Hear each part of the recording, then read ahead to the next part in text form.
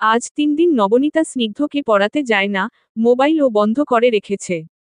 নীলিমা বেগম একটু চিন্তিত হয়ে রূপাকে জিজ্ঞেস করল নবনীতার সাথে কথা হয়েছে কিনা। রূপা মন খারাপ করে বলল, অনেকবার কল দিয়েছি আম্মু, মোবাইল বন্ধ। ফারাজ ভাইয়ার কাছে কল দিয়েছিলাম, উনিও নাকি গ্রামের বাড়িতে আছেন। একক উদ্ধৃতি চিহ্ন। নীলিমা বেগম রূপার থেকে নবনীতার ঠিকানা নিয়ে পায়েল আর স্নিগ্ধকে বলল একবার নবনীতাকে দেখে আসতে। প্রণয় সোফায় বসে এতক্ষণ মায়ের চিন্তিত মুখের দিকে তাকিয়ে আছো। বাহিরের একটা অচেনা মেয়ের জন্য নীলিমা বেগমের এমন ছটফট করা একদম পছন্দ হলো না প্রণয়ের। প্রণয় ল্যাপটপ বন্ধ করে মায়ের দিকে তাকিয়ে বলল, আম্মু এদিকে আসেন। নীলিমা বেগম গিয়ে প্রণয়ের পাশে বসল। প্রণয়ের মায়ের দিকে তাকিয়ে বলল, ওই মেয়ে আর আসবে না। আসবে না মানে? আসবে না মানে আসবে না। আমি নিষেধ করে দিয়েছি। নীলিমা বেগম অবাক হয়ে বলল, কিন্তু কেন? উনার পড়ানো আমার পছন্দ হয়নি। একক উদ্ধৃতি চিহ্ন। প্রণয় একদিনে তুমি এমন কি পড়া দেখলে যে পছন্দ হয়নি? এত প্রশ্ন আমার পছন্দ না, আপনি জানেন আম্মু। নীলিমা বেগম রেগে গেলেন, তোমার পছন্দ না? তোমার পছন্দ দিয়ে কি হবে? তোমার বউ করে তনিয়ে আসিনি যে তোমার পছন্দ হলো না সারাজীবন একসাথে থাকতে পারবে না। একক উদ্ধৃতি চিহ্ন। আম্মু আমার রুচি এতটাও খারাপ নয় যে ওই মেয়েকে বউ বানাবো। আলভি সিঁড়িতে দাঁড়িয়ে এতক্ষণ প্রণয়ের কথা শুনছিল। ভাইয়া তুমি হয়তো ভুল দেখেছ, নবনীতা অনেক ভালো স্টুডেন্ট, আমি ওকে আজ 2 বছর ধরে চিনি। শুধু ভালো স্টুডেন্ট হলেই চলে না, সাথে চরিত্রটাও ভালো হতে হয়। নবনীতার চরিত্র সম্পর্কে তুমি কতটুকু জানো? তুই সাধারণ একটা মেয়ের জন্য আমার সাথে তর্ক করছিস। সে সাধারণ নয়, সাধারণের মাঝে অসাধারণ। তুমি হয়তো ওকে চিনতে পারোনি। এটা ঠিক হয়নি, তুমি ওকে নিষেধ কিভাবে করলে? প্রণয় রেগে ল্যাপটপ নিয়ে উঠে গেল। ওই মেয়ের জন্য এখন আম্মু, ছোট ভাইও ওর সাথে তর্ক করছে। নীলিমা বেগম আলভির দিকে তাকিয়ে বলল, এইসব যেন রূপা জানতে না পারে, মেয়েটা কষ্ট পাবে। আন্ডারস্কোর। নবনীতা ভার্সিটি থেকে বাসায় এসে ফ্রেশ হয়ে নিল। দরজায় শব্দ হতে এসে দরজা খুলে দেখল ফারাজ দাঁড়িয়ে। ফারাজ রেগে তাকিয়ে আছে। নবনীতা বুঝতে পারল না ফারাজ কেন রেগে আছে। ফারাজ একবার নবনীতার দিকে তাকিয়ে অন্য দিকে ফিরে লম্বা একটা শ্বাস ফেলে বলল, মোবাইল বন্ধ কেন? নবনীতা উত্তর না দিয়ে বলল, তুমি তো গ্রামে আরো 4 দিন থাকার কথা। আরে বাহ, সিনিয়র আপু, দেখি আমার বিষয় ভালোই খোঁজ খবর রাখেন। তেমন কিছু না ফারাজ, আজ ছাদে আন্টির সাথে দেখা হলো, তখন আন্টি বলল। আচ্ছা, মোবাইল বন্ধ কেন? চার্জ নেই তাই। বাসায় কি কারেন্ট নেই? এত প্রশ্ন কেন করো? আপনি উত্তরটা ঠিকভাবে দিয়ে দিলেই তো হয়। আমি তোমার কাছে উত্তর দিতে বাধ্য নই। বাসায় যাও। আমার কাছে উত্তর দিতে বাধ্য হতে বলিনি। আচ্ছা, আপনার যা ইচ্ছে তাই করুন। ফারাজ রাগ করে চলে গেল। নবনীতা ঠাসস করে দরজা বন্ধ করে দিল। পায়েল স্নিগ্ধর হাত ধরে বাড়ির ঠিকানার দিকে আবার তাকালো। তারপর স্নিগ্ধকে নিয়ে সিঁড়ি দিয়ে উঠার সময় ঠাসস করে একটা ধাক্কা খেয়ে পড়ে যেতে যেতে নিজেকে সামলে নিল। ফারাজ রেগে বলে উঠল, দেখে শুনে উঠতে পারেন না? পায়েল নিচের দিকে তাকিয়ে বলল, এটা আপনার দোষ, আমার না। আপনি দেখে শুনে নামতে পারেন না। পায়েল উপরের দিকে তাকিয়ে থমকে গেল। ফারাজ কিছু না বলে পায়েলকে পাশ কাটিয়ে নেমে যেতে নিলে স্নিগ্ধ বলে উঠল, আপনি তো ভারী বেয়াদব লোক। ফারাজ ভ্রু কুঁচকে পিচ্ছি ছেলেটার দিকে তাকালো। স্নিগ্ধ, আমার বড় চাচ্চু বলেছে কাউকে ব্যথা দিলে তাকে সরি বলতে হয়। ফারাজ কথা বাড়াতে চাচ্ছে না, এমনিতেই মন মেজাজ ঠিক নেই। সরি। ফারাজ চলে গেলেও পায়েল এখনো হ্যাঁ করে তাকিয়ে আছে। স্নিগ্ধ বিরক্ত হয়ে বলল, ফুপিমণি। পায়েল চমকে তাকালো স্নিগ্ধর দিকে। হ্যাঁ করে কি দেখছো? কিছু না, চল। দরজায় আবার শব্দ হতে নবনীতা বিরক্ত হলো, ফারাজ কি আবার এসেছে? নবনীতা ওড়না শরীরে জড়িত দরজা খুলে তাকিয়ে অবাক হয়ে গেল পায়েলকে দেখে, সাথে স্নিগ্ধও। পায়েল হেসে নবনীতাকে জড়িয়ে ধরল। নবনীতা ওদের রুমে এনে বসতে দিল। নবনীতার রুমটা ছোট, একটা বিছানা আর একটা টেবিল, একটা চেয়ার, রুমে আর কিছু নেই। সাথে একটা ওয়াশরুম আর কিচেন রুম। নবনীতা টেনশনে পড়ে গেল ওদের জন্য কি নাস্তা করে দিবে। অনেক চিন্তা করে ব্যাগ থেকে 100 টাকা বের করে ফারাজকে কল দিল। ফারাজ নবনীতার কল পেয়ে বেশ অবাক হলো, দ্রুত নবনীতার রুমের সামনে আসলো। নবনীতা ফারাজের হাতে 100 টাকা দিয়ে বলল, নুডলস নিয়ে আসো। ফারাজ কিছু না বলে চলে গেল। নবনীতা রেগে ফারাজের যাওয়ার দিকে তাকিয়ে আছে। হাতের টাকার দিকে তাকিয়ে বলল, এখন আমাকেই যেতে হবে মনে হচ্ছে। পায়েল নবনীতাকে ডেকে নিজের পাশে বসালো। নবনীতা কি মনে করে আসলে আপু? তুমি তো আমাদের ভুলে গেছো, কিন্তু আমরা কেউ তোমাকে ভুলতে পারিনি। আম্মু আসতে চেয়েছিল কিন্তু শরীর বেশি ভালো না, তাই আমি আর স্নিগ্ধ এসেছি। ভালো করেছো। আমরা কিন্তু তোমাকে নিতে এসেছি। কোথায়? দেখো না, তোমার জন্য। স্নিগ্ধ পড়তেই বসে না। নবনীতা অবিশ্বাস্য চোখে তাকালো স্নিগ্ধর দিকে। স্নিগ্ধ মুচকি হেসে বলল, চাচ্চুকে দাদু বকা দিয়েছে তোমাকে, আর কখনো কিছু বলবে না চাচ্চু। এইসবের কি প্রয়োজন ছিল? আমি আসলে একটা জব নিয়েছি, এমনিতেও টিউশনি ছেড়ে দিতাম। পায়েল মন খারাপ করে নবনীতার দিকে তাকিয়ে বলল, আম্মু তোমাকে যেতে বলেছে। নবনীতা কি বলবে? বাসায় এসেছে, এখন না করলে ওদের অপমান করা হবে। দরজায় শব্দ হতে নবনীতা উঠে গিয়ে দরজা খুলে দেখল ফারাজ নুডলস হাতে দাঁড়িয়ে। আন্ডারস্কোর। নবনীতা না চাইতেও পায়েলের সাথে বের হলো। বাসার নিচে এসে একটা গাড়ি দেখল। গাড়িটা কেমন চেনা চেনা লাগলেও নবনীতা তেমন গুরুত্ব দিল না। গাড়ি দেখে স্নিগ্ধ বলল, বড় চাচ্চু। পায়েলও গাড়ির সামনে গিয়ে ভ্রু কুঁচকে তাকালো। গাড়ির গ্লাস নামিয়ে প্রণয় ওদের দিকে তাকিয়ে বলল, গাড়িতে উঠে বসো। পায়েল প্রশ্ন না করে নবনীতাকে বলল, উঠো। তোমরা গাড়িতে যাও, আমি রিকশা করে আসছি। কেন? এমনি আমি রিকশায় যাব। তাহলে আমিও রিকশায় যাব। স্নিগ্ধ ভাইয়ার সাথে চলে যা। প্রণয় রেগে বলল, চুপচাপ দুইজন গাড়িতে উঠে বসো। না হয়। না হয় কি করবেন? বেশি কথা আমার পছন্দ না। বেশি কথা কোথায় বললাম? আজব লোক তো আপনি। একক উদ্ধৃতি চিহ্ন। নবনীতা উঠে বসুন, আমাকে আবার অফিসে যেতে হবে। আপনাকে নিষেধ করেছে কে? যান। নবনীতা। উদ্ধৃতি চিহ্ন। প্রণয়ের ধমকে নবনীতা ভয় পায়েলের দিকে তাকালো। পায়েল অনুরোধ করল কথা না বাড়াতে। নবনীতা গাড়িতে উঠে বসল। ছাদ থেকে এতক্ষণ একদৃষ্টিতে তাকিয়েছিল ফারাজ। আজ এক সপ্তাহ নবনী স্নিগ্ধকে পড়ায়। এই এক সপ্তাহ একবারও প্রণয়ের সাথে দেখা হয়নি। আজ স্নিগ্ধকে পড়িয়ে রুম থেকে বের হতেই প্রণয়ের মুখোমুখি হল। প্রণয় নবনীতাকে দেখতেই অন্য দিকে ফিরে গেল। নবনীতা একবার প্রণয়ের দিকে তাকিয়ে চোখ ফিরিয়ে নিল, ব্যাগটা শক্ত করে ধরে বের হয়ে গেল। প্রণয় রুমে এসে স্নিগ্ধর টেবিলের পাশে বসল। এই নাও চাচ্চু। প্রণয় ভ্রু কুঁচকে স্নিগ্ধর হাতের দিকে তাকালো। স্নিগ্ধ হাতে দুইটা ফুল প্রণয়ের দিকে এগিয়ে দিয়ে রেখেছে। এই সময় গোলাপ কোথায় পেলে স্নিগ্ধ? মিষ্টি আন্টি দিয়েছে। মিষ্টি আন্টিকে? আমার টিচারকে আমি মিষ্টি আন্টি বলে ডাকি। ও আচ্ছা, কিন্তু তোমার টিচার তোমাকে ফুল কেন দিয়েছে?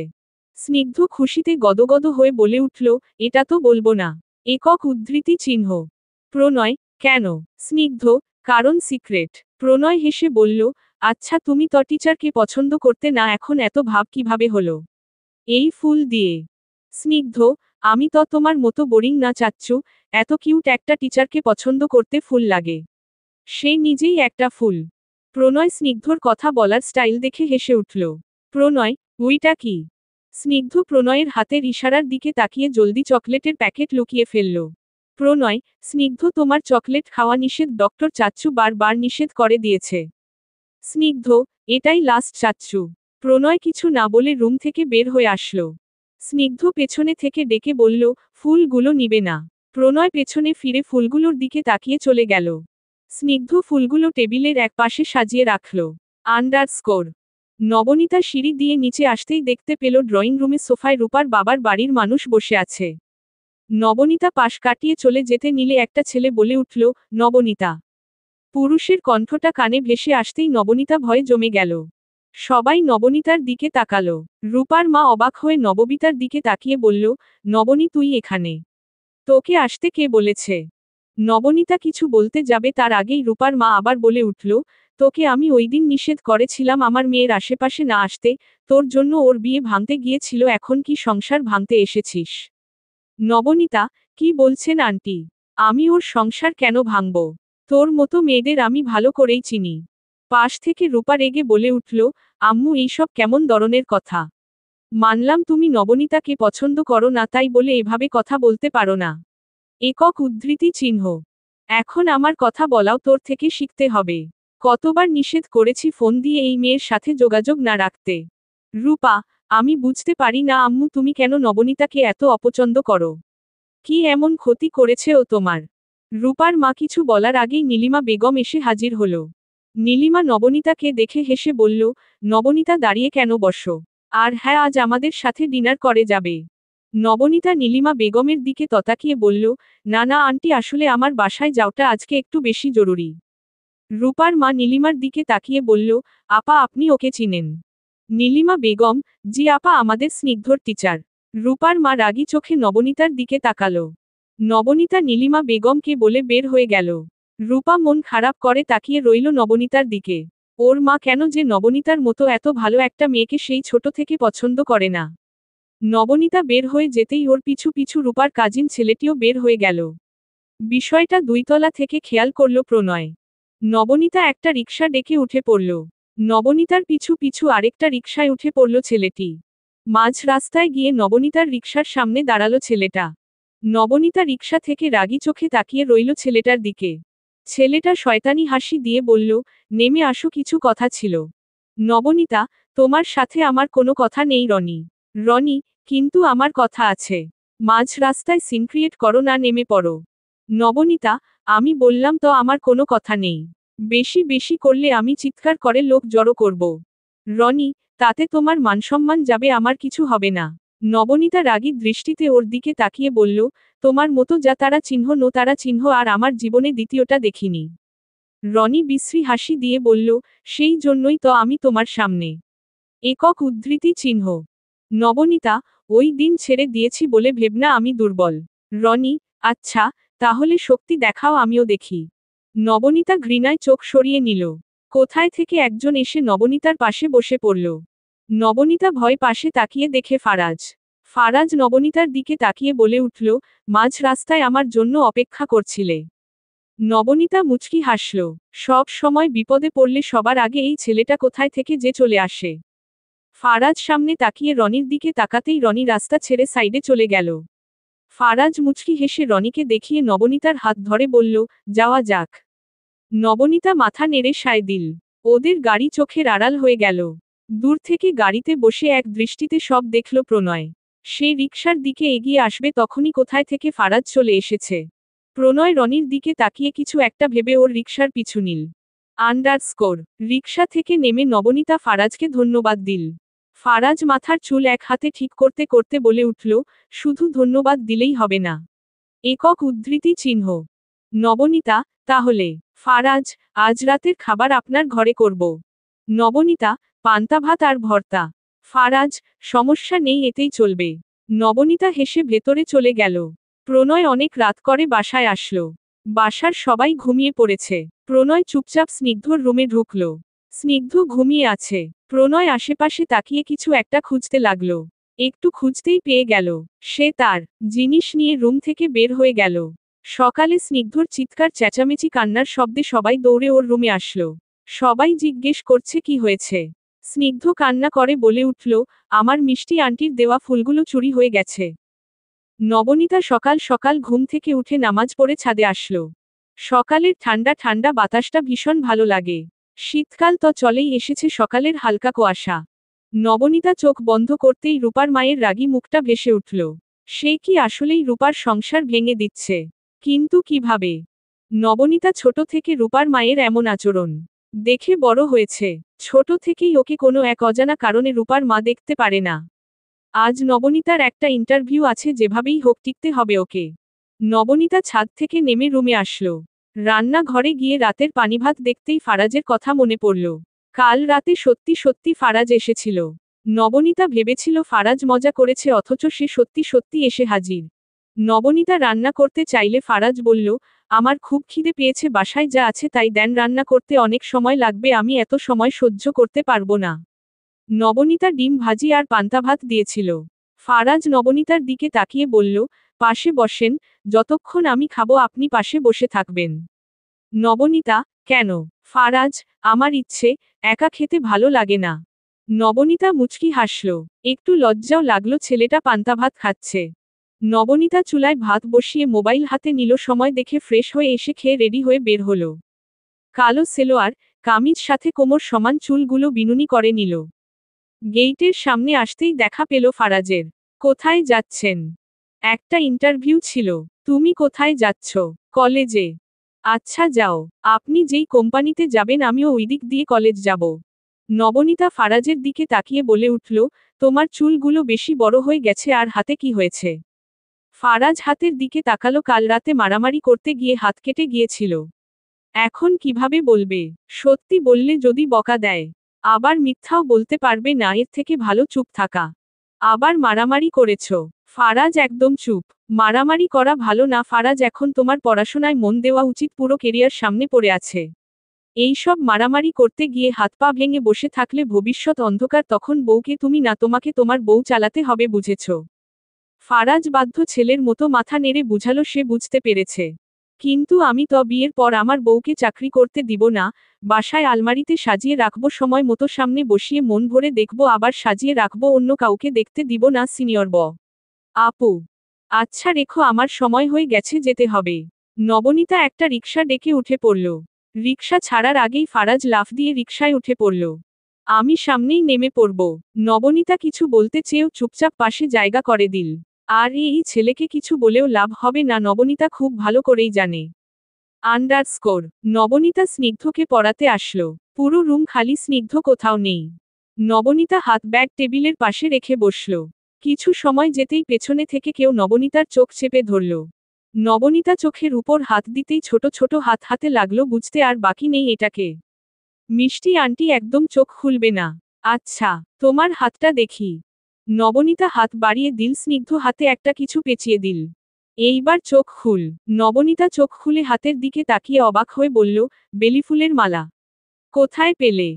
স্নিগ্ধ মিষ্টি একটা হাসি দিয়ে বলল, আমাদের বাগান থেকে। আমি দেখেছি তোমার বেলিফুল ভীষণ প্রিয়, প্রতিদিন বেলিফুলের ঘ্রাণ নিয়ে আসো, তাই আজ সারাদিন বসে তোমার জন্য বানিয়েছি। নবনীতা খুশি হয়ে বেলিফুলের ঘ্রাণ নিয়ে স্নিগ্ধকে জড়িয়ে ধরল। স্নিগ্ধ মন খারাপ করে বলল, আমি তোমার দেওয়া ফুল হারিয়ে ফেলেছি, তুমি আমার দেওয়া ফুল যত্ন করে রাখবে। নবনীতা ওর মাথার চুল এলোমেলো করে দিয়ে বলল, কাল আবার নিয়ে আসব তোমার জন্য। একক উদ্ধৃতি চিহ্ন।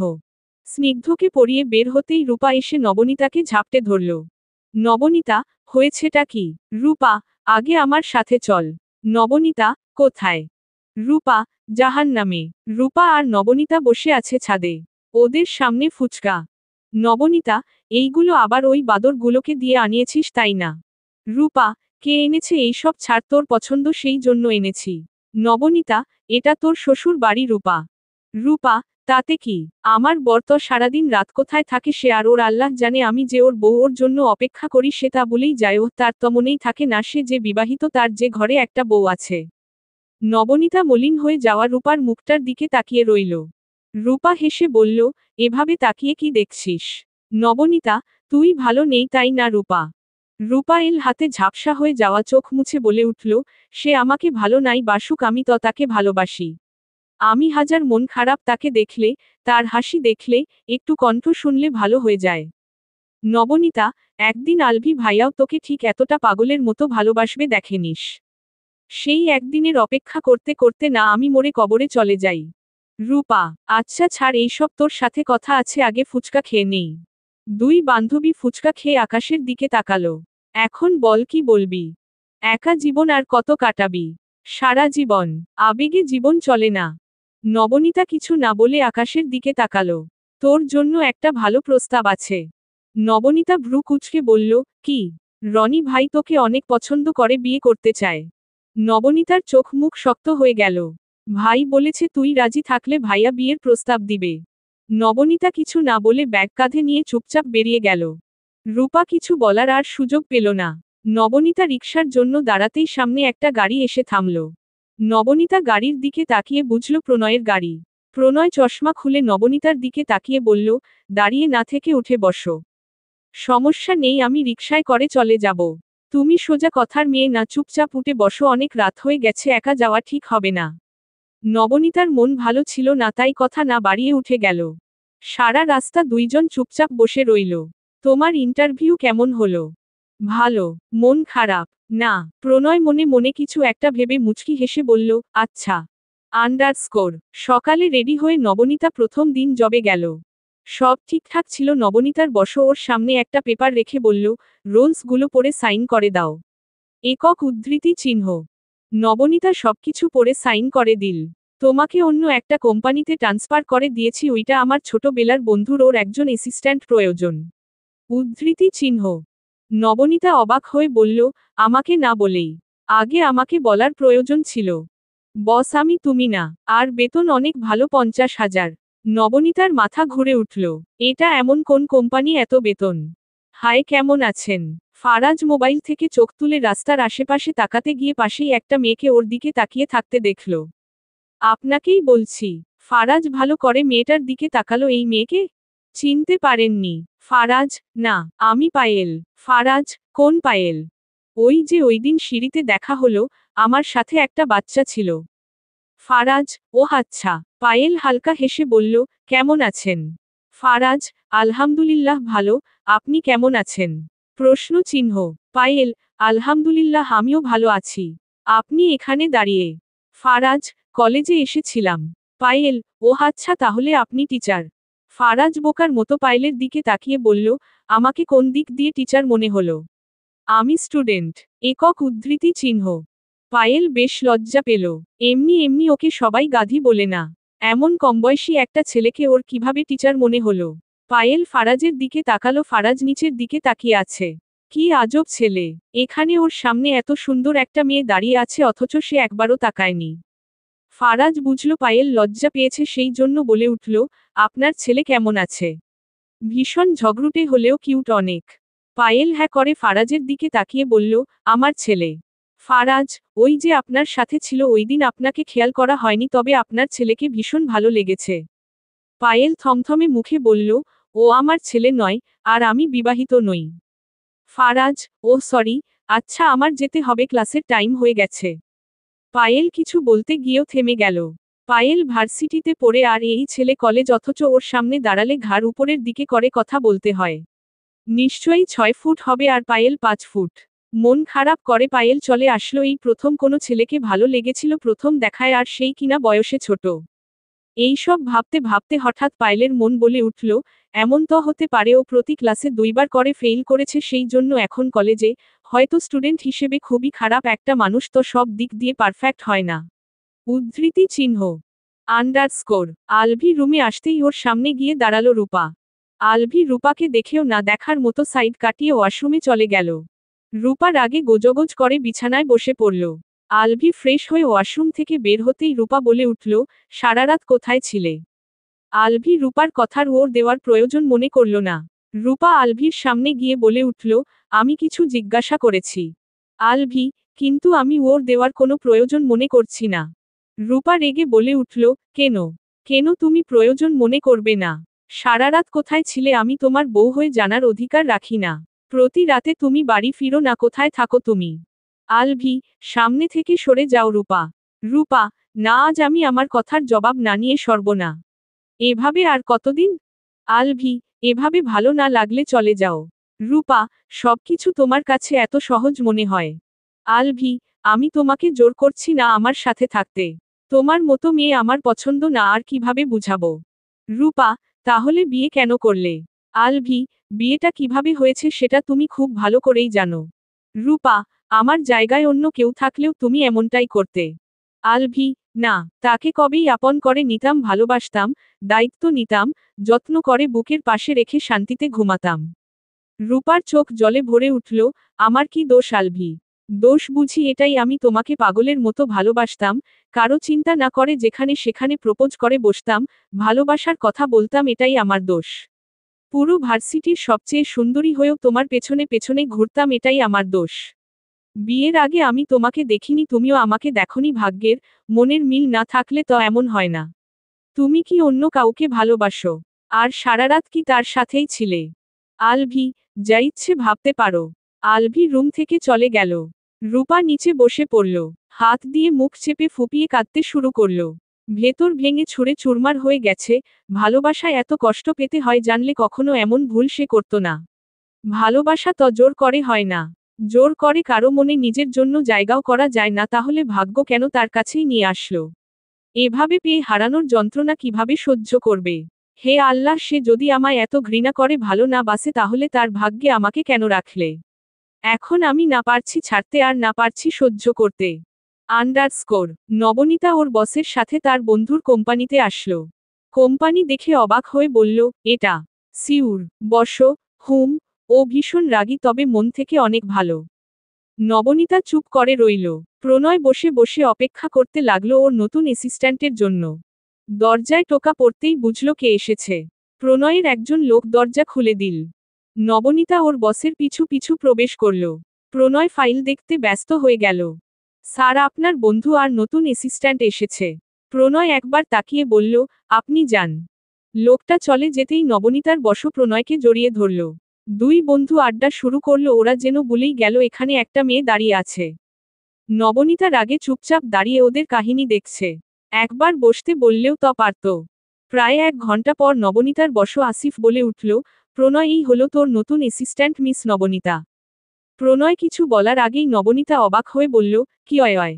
আসিফ, কি হয়েছে? কোনো সমস্যা? নবনীতা, সমস্যা না মানে? এক তো আপনি আমাকে না বলে কোম্পানি চেঞ্জ করেছেন আর এখন বসও। আসিফ, সমস্যা কোথায় নবনী? এই কোম্পানিতে জব পাওয়া একটা স্বপ্নের মতো, আর তুমি তো অ্যাসিস্ট্যান্ট বসের খুশি হওয়ার বদলে তুমি রেগে যাচ্ছ কেন? নবনীতা প্রণয়ের দিকে তাকিয়ে বলল, আমি এখানে জব করব না। একক উদ্ধৃতি চিহ্ন। আসিফ, তুমি তো কন্ট্যাক্ট পেপারে সাইন করে ফেলেছ, এখন এটা ভাঙলে তুমি তো জানো কি হবে। নবনীতা, এই কোম্পানির ছিল। আসিফ, তুমি কোম্পানির নাম পড়ে দেখনি। নবনীতা কপালে হাত দিয়ে চেয়ারে বসে পড়ল। প্রণয় চুপচাপ ওদের কথোপকথন শুনে বলে উঠল, এইসব কি আসিফ? আসিফ, সরি দোস্ত, তোকে যেই অ্যাসিস্ট্যান্ট দেওয়ার কথা ছিল ও নিজের গ্রামের বাড়িতে চলে গিয়েছিল, এখন শুনি ওর বিয়েও নাকি ঠিক এখন সে আসতে পারবে না, তাই নতুন ওকে দেখে ভাবলাম। প্রণয়, ওর আমার অ্যাসিস্ট্যান্ট হওয়ার যোগ্যতা আছে। আসিফ, প্রথম তো একটু একটু করে শিখে যাবে। প্রণয় একটু রেগে যাওয়ার মতো বলল, আমি তোর থেকে এটা আশা করিনি। একক উদ্ধৃতি চিহ্ন। আসিফ নবনীতার দিকে তাকিয়ে দেখল নবনীতা রেগে আসিফের দিকে তাকিয়ে আছে। আসিফ হাসার চেষ্টা করে বলে উঠল, ভাবি। থুক্কো নবনীতা, আপনি এখন কেয়ার সাথে যাবেন, ও আপনাকে সবকিছু বুঝিয়ে দিবে। প্রণয় কাউকে কল দিল, একটা মেয়ে এসে নবনীতাকে নিয়ে গেল। নবনীতা যেতেই আসিফ প্রণয়ের দিকে একটা কলম ছুঁড়ে মেরে বলল, শালা, তোর জন্য কত কত মিথ্যা বলতে হয়েছে। প্রণয় আইস করে বসে বলে উঠল, আমার বোন তোর কাছে কখনো বিয়ে দিব না শালা, বলে লাভ নেই।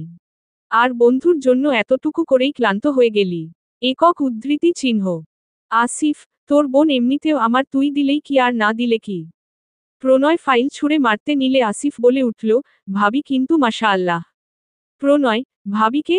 আসিফ, কে আবার আপনার নতুন অ্যাসিস্ট্যান্ট? ভাই দেখ, আমি কিন্তু নবনীতা বলতে পারবো না, আমি ভাবি বলেই ডাকব। প্রণয়, তোর তারা চিহ্ন ন হওয়ার ইচ্ছে থাকলে ডাক। প্রথম দিন যেই থাপ্পড় খেয়েছি আজও ভুলতে পারি না, তোরও ইচ্ছে থাকলে ডাকিস। আসিফ গালে হাত দিয়ে বলল, ভাবির হাতের ছোঁয়া, খারাপ না, এমন একটা 2টা থাপ্পড় খেতেই পারি।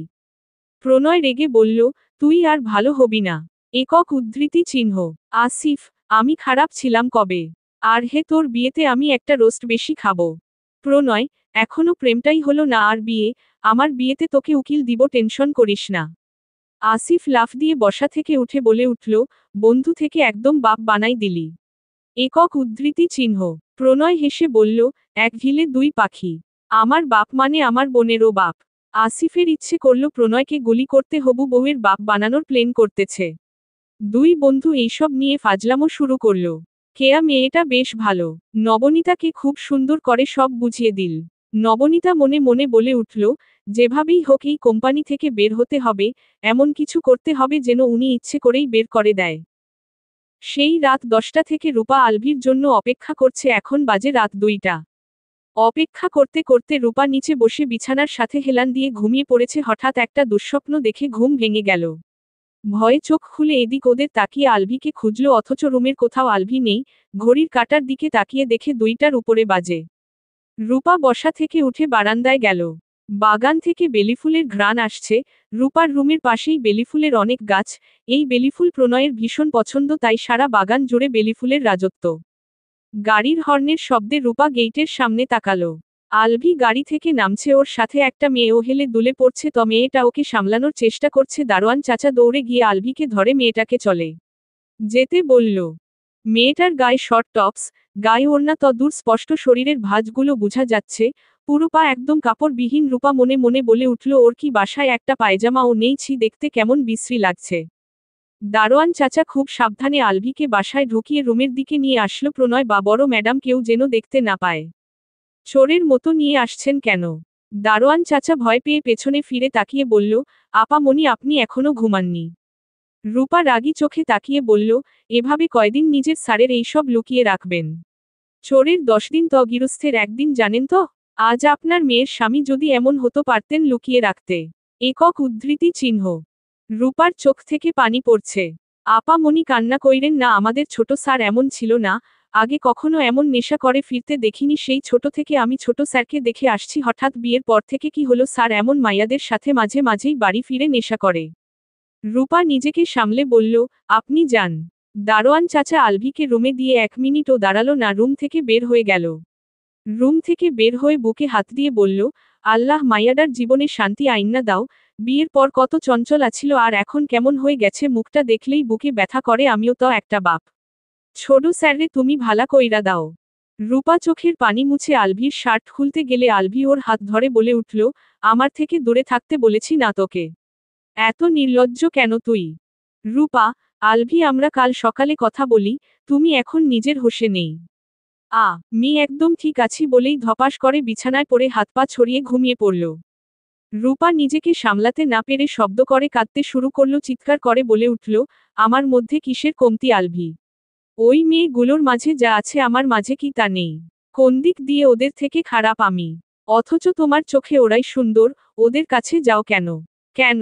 আমি বউ হয়ে এইসব কিভাবে সহ্য করব? আমার যে আর এইসব সহ্য হয় না। কোন বউ পারবে সহ্য করতে? ভালোবেসেছিলাম তোমাকে আর সেই ভালোবাসা আজ আমার গলার কাটা হয়ে গেছে। আমি বসেছিলাম তুমি আসবে, একসাথে খাবো, একটু ভালোবাসলে কি এমন ক্ষতি হয়ে যেত তোমার?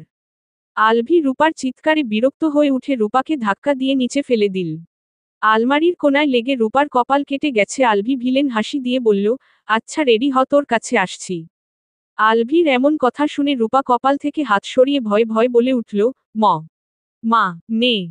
আলভি শার্ট খুলতে খুলতে বলে উঠল, তুই যেটা চাচ্ছিস আমি তোর কাছে আসি, তোর শরীরে। বলেই রূপার শরীরে হাত দিতে চাইলে রূপা শাড়ির আঁচল শক্ত করে ধরে আলভির গালে ঠাসস করে একটা থাপ্পড় বসিয়ে দিল। থাপ্পড় খেয়ে আলভি রক্তলাল চোখে রূপার দিকে তাকালো। ছি আলভি, তুমি এত জঘন্য খারাপ মানুষ আমি কখনো কল্পনাও করিনি।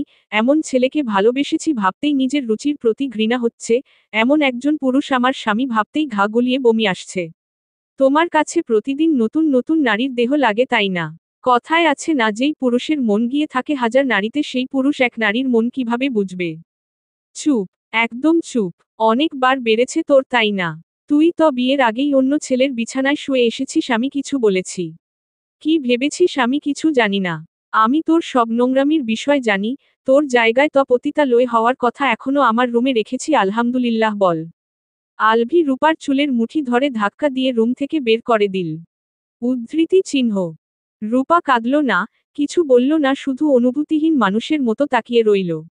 সে এমন মেয়ে, আলভি ওকে এমন মেয়ে ভাবে। সে যেন নিজেকে নিজেই চিনতে পারছিল না। কখনো আলভি ছাড়া কোনো ছেলের দিকে তাকায়নি, আজ সেই মেয়ের গায়ে কলঙ্কের দাগ তার স্বামী লাগিয়ে দিচ্ছে, পতিতা। আলভি ঠাসস করে মুখের উপর দরজা লাগিয়ে দিল। আন্ডারস্কোর। নবনীতার মনটা আজ কেমন খচখচ করছে, একটুও ঘুম আসছে না। রূপার কথা ভীষণ মনে পড়ছে। আচ্ছা রূপাকে কি কল দিবে? এমন কেন লাগছে ওর? নবনীতা মোবাইল হাতে নিয়ে আবার রেখে দিল। আলভির সাথে হয়তো ঘুমিয়ে আছে, এখন কল দিলে ওদের ঘুম ভেঙে যাবে। নববিতা অনেক কিছু ভেবে কল না দিয়ে মোবাইল রেখে রুম থেকে বের হলো। ছাদে এসে দেখে ছাদে আগে থেকেই কেউ একজন আছে। নবনীতা ফিরে যাবে তখনই ফারাজ ডাক দিয়ে দাঁড় করিয়ে দিল। সিনিয়র বউ থুক্কো আপু আমাকে দেখতে এসেছিলেন। নবনীতা ফারাজের এমন কথা শুনে বিরক্তিমাখা মুখে পেছনে না ফিরেই বলল, ফারাজ তোমাকে আগেও বলেছি ফাজলামো করেও আমাকে বউ বলবে না, তোমার থেকে 2 বছরের বড়, এখানে ফাজলামো মানায় না। আর রইল তোমাকে দেখতে আসার কথা, আমি তো জানতাম না তুমি ছাদে। একক উদ্ধৃতি চিহ্ন। তার মানে দেখে পালিয়ে যাচ্ছিলেন? তেমন কিছু না, আমি জানতাম না এটা তুমি অন্ধকার, সেই জন্য মুখ দেখা যাচ্ছে না। অথচ আপনার পায়ের শব্দ, ঘ্রাণ, নিঃশ্বাসের শব্দ শুনে আমি বলে দিতে পারি এটা আপনি। নবনীতা কথা ঘুরিয়ে বলল, এত রাতে ছাদে কি করো? প্রশ্ন চিহ্ন। সামনে না তোমার এক্সাম, ঘুমাও না কেন? সিনিয়র ম্যাডাম, এক্সাম আসার আগে কেউ ঘুমায়? কোথাও এমন অদ্ভুত কথা শুনেছেন? তাহলে কি করে? মন দিয়ে পড়ে। তাহলে তুমি কি করছো? আমিও পড়ছি, পড়ার চেষ্টা করছি। কোথায়? এই যে মোবাইলে, আর সামনে আপনাকে। নবনীতা কিছু না বলে গ্রিলের সাথে হেলান দিয়ে দাঁড়ালো, ওর কিছু ভালো লাগছে না। ফারাজ মোবাইল পকেটে রেখে নবনীতার পাশে দাঁড়িয়ে বলল, মন খারাপ? একক উদ্ধৃতি চিহ্ন। উহু, আচ্ছা, আপনার প্রথম দিন জব কেমন ছিল? নবনীতার প্রণয়ের কথা মনে পড়ে গেল।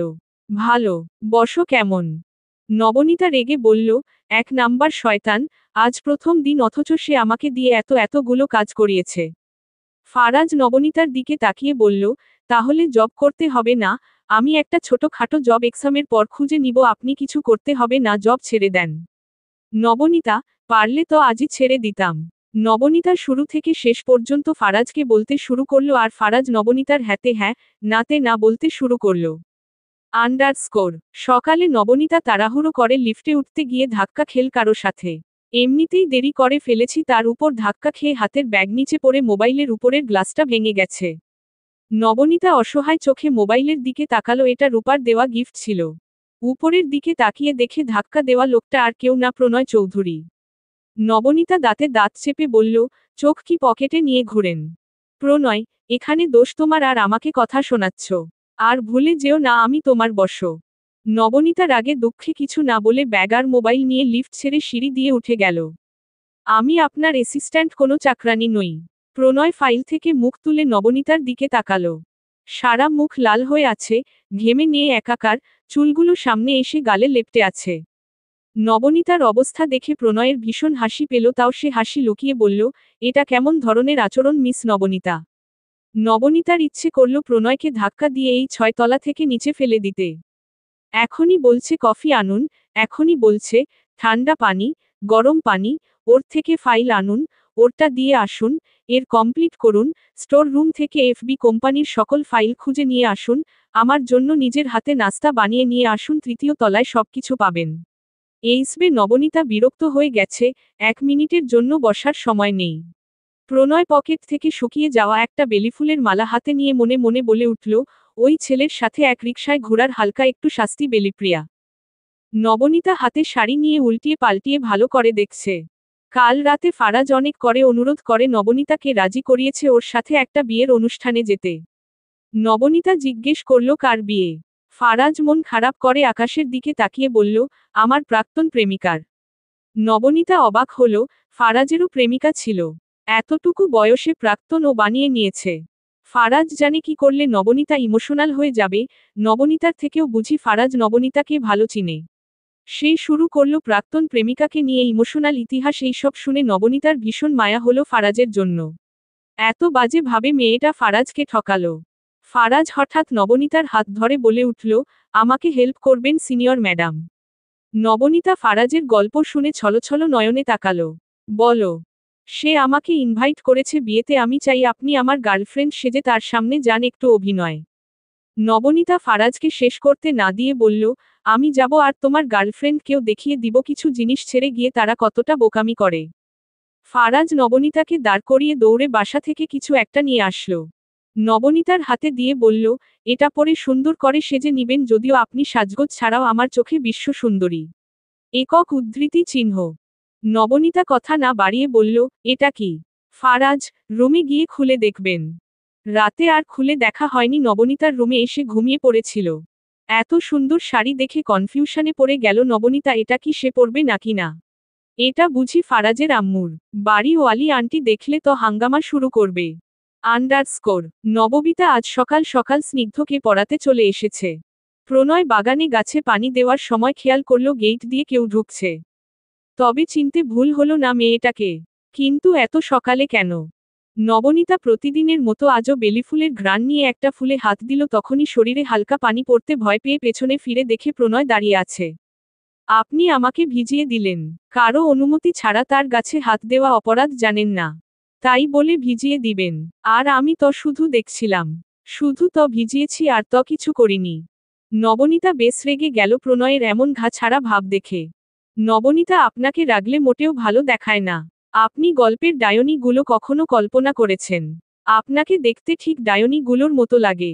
আমাকে যেমনই লাগুক, আপনাকে আমার দিকে তাকাতে কে বলেছে?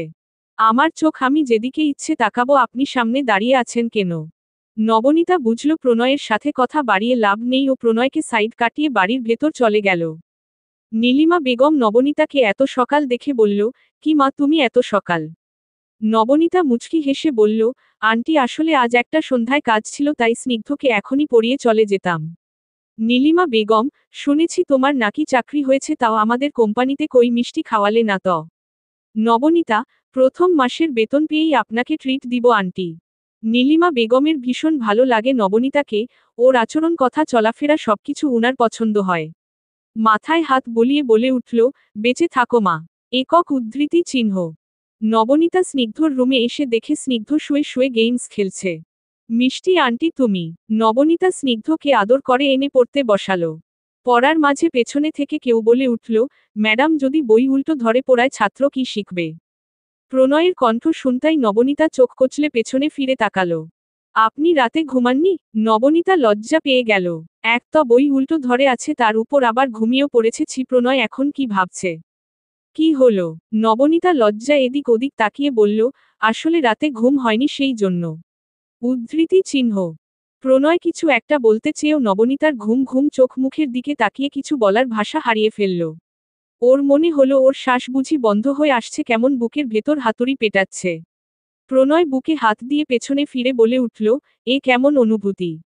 এর আগে তো কখনো এমন হয়নি। এই মেয়ের মধ্যে এমন কি আছে যা আমাকে এক নিমিষে এলোমেলো করে দেয়? প্রণয় এখানে আর না দাঁড়িয়ে রুম থেকে বের হয়ে গেল। প্রণয় যাওয়ার পর স্নিগ্ধ বলে উঠল, চাচ্চুর আবার কি হলো? যাই হোক, জানো তুমি কি হয়েছে মিষ্টি আন্টি? একক উদ্ধৃতি চিহ্ন। নবনীতা মিষ্টি একটা হাসি দিয়ে বলল, কি হয়েছে? একক উদ্ধৃতি চিহ্ন। রূপা ছোট আম্মু না চলে গেছে? নবনীতার বুক কেমন কেঁপে উঠল, কোথায় গেছে? একক উদ্ধৃতি চিহ্ন। উনার নিজের বাড়িতে। ও হয়তো বেড়াতে গেছে। না আন্টি, আমার মনে হচ্ছে অন্য কিছু। তুমি বুঝবে না পিচ্ছি, এইসব বাদ দিয়ে পড়ায় মন দাও। তুমি আমার কথা তো শুনবে। রূপা আম্মু তো তোমার বন্ধু তাই না? হুম। রূপা আম্মুকে দেখেছি কাল সারারাত কান্না করেছে। নবনীতা কিছু একটা ভেবে স্নিগ্ধর চুল এলোমেলো করে দিয়ে বলল, এইসব নিয়ে তুমি ভাবতে হবে না, পড়ায় মন দাও, বাকিটা আমি দেখে নিব। নবনীতা স্নিগ্ধকে পরিয়ে বের হলো। বের হয়ে আবার পড়ল প্রণয়ের সামনে। প্রণয় মোবাইলে কিছু একটা করছে। নববিতাকে দেখেই বলে উঠল, আপনার আজকে অফিসে আসতে হবে না, বাসায় গিয়ে ঘুমিয়ে নিবেন।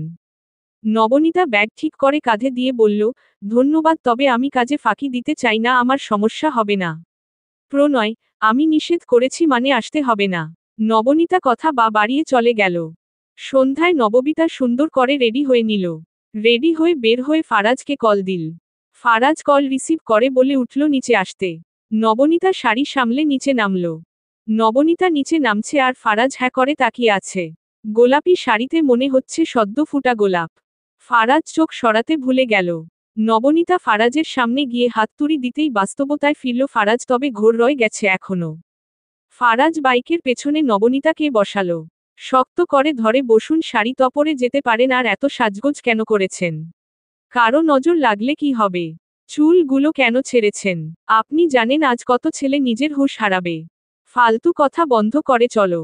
ফারাজ বিয়ে বাড়িতে গিয়ে নবনীতার হাত ধরে ভেতরে গেল। ওর মনে হচ্ছে সবকিছু স্বপ্ন। নবনীতা ওর হাত ধরে মিষ্টি একটা হাসি দিয়ে ওর দিকে তাকিয়ে আছে। ফারাজ কয়েকবার চোখ কচলে তাকালো, সবকিছু কি সত্যি?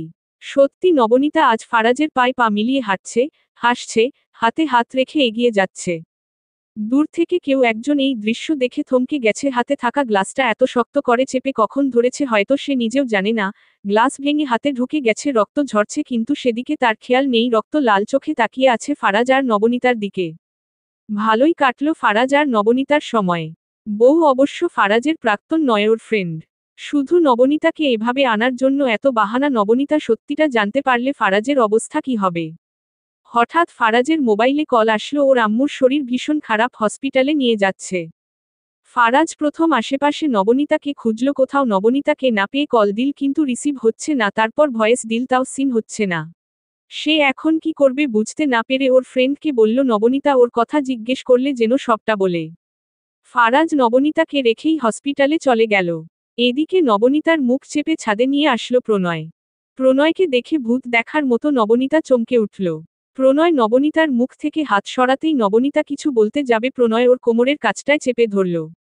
ভয় লজ্জায় নববিতা লজ্জাবতী গাছের মতো নুয়ে পড়ল। এই প্রথম শরীরে কোনো পুরুষের হাত, শরীর কেমন ঝিমঝিম করছে। প্রণয় নবনীতার শাড়ির ফাঁকে কোমর আরো শক্ত করে চেপে ধরল, রাগে চোখ মুখ লাল হয়ে আছে। নবনীতা ব্যথায় আহ বলে উঠল। ব্যথা হচ্ছে, ভালো লাগছে না। কি করছেন, সরেন। নবনীতা ধাক্কা দিয়ে প্রণয়কে সরিয়ে দিতে চাইল। প্রণয় নবনীতার কাছে আরো ঘেঁষে দাঁড়িয়ে ওর কাঁধে পাশ থেকে চুল সরিয়ে আলতো করে হাত ছোঁয়াতেই বিদ্যুতের মতো ঝটকা খেল নবনীতার শরীর। বুকের ভেতর মনে হচ্ছে প্রাণটা বের হয়ে চলে আসবে। প্রণয় আস্তে আস্তে নবনীতার কানের পেছনে নিজের মুখ নিয়ে গেল, ফিসফিস করে বলে উঠল, চোখ দিয়ে তো ছেলের স্পর্শ চেয়েছিলে, আমি না হয় হাত দিয়ে ফিল দিচ্ছি। একক উদ্ধৃতি চিহ্ন। এমন একটা অশ্লীল কথা প্রণয়ের মুখ থেকে কখনো শুনবে হয়তো কল্পনা করেনি নবনীতা। রাগে প্রণয়কে ধাক্কা দিয়ে সরিয়ে দিয়ে বলে উঠল, ছি, আপনার চিন্তা ভাবনা কতটা নোংরা। প্রণয় রেগে নবনীতাকে দেয়ালের সাথে চেপে ধরে বলে উঠল, এখন তাহলে বুঝিয়েও দেই আমি কতটা নোংরা। একক উদ্ধৃতি চিহ্ন। বলতে দেরি প্রণয় নবনীতার শাড়ির ফাঁকে কোমরের দিকটা দেখা যাচ্ছে, সেখানে হাত দিয়ে এক ঝটকায় ওকে নিজের সাথে মিশিয়ে ঠোঁটে ঠোঁট। নবনীতা রাগে দুঃখে কান্না করে দিল। প্রণয় নবনীতাকে ছাড়তেই নবনীতা প্রণয়ের গালে থাপ্পড় বসিয়ে দিল। প্রণয়ের তাতে কোনো হেলদোল দেখা গেল না। নবনীতা কান্না করতে করতে নিচে বসে পড়ল মুখে হাত দিয়ে। প্রণয় এখনো রেগে আছে। নবনীতার দিকে তাকিয়ে বলল, এতক্ষণ তো সব ছেলেদের নিজের শরীর কোমর দেখিয়ে বেড়াতে ভালোই লাগছিল, এখন এত অভিনয় করার কি আছে। নবনীতার ইচ্ছে করল আরো কয়েকটা থাপ্পড় বসিয়ে দিতে প্রণয়ের গালে। নবনীতা ঘৃণা ভরা চোখে প্রণয়ের দিকে তাকিয়ে বলল, আমি যা ইচ্ছে করব তাতে আপনার কি? আপনাকে কোনো অধিকার দিয়েছি? কোন অধিকারে এমন করলেন? ভুলে যাবেন না আপনি শুধু আমার অফিসের বসো, এর বাহিরে কিছুই না। চোখের সামনে থেকে যান, আপনাকে আমার সহ্য হচ্ছে না।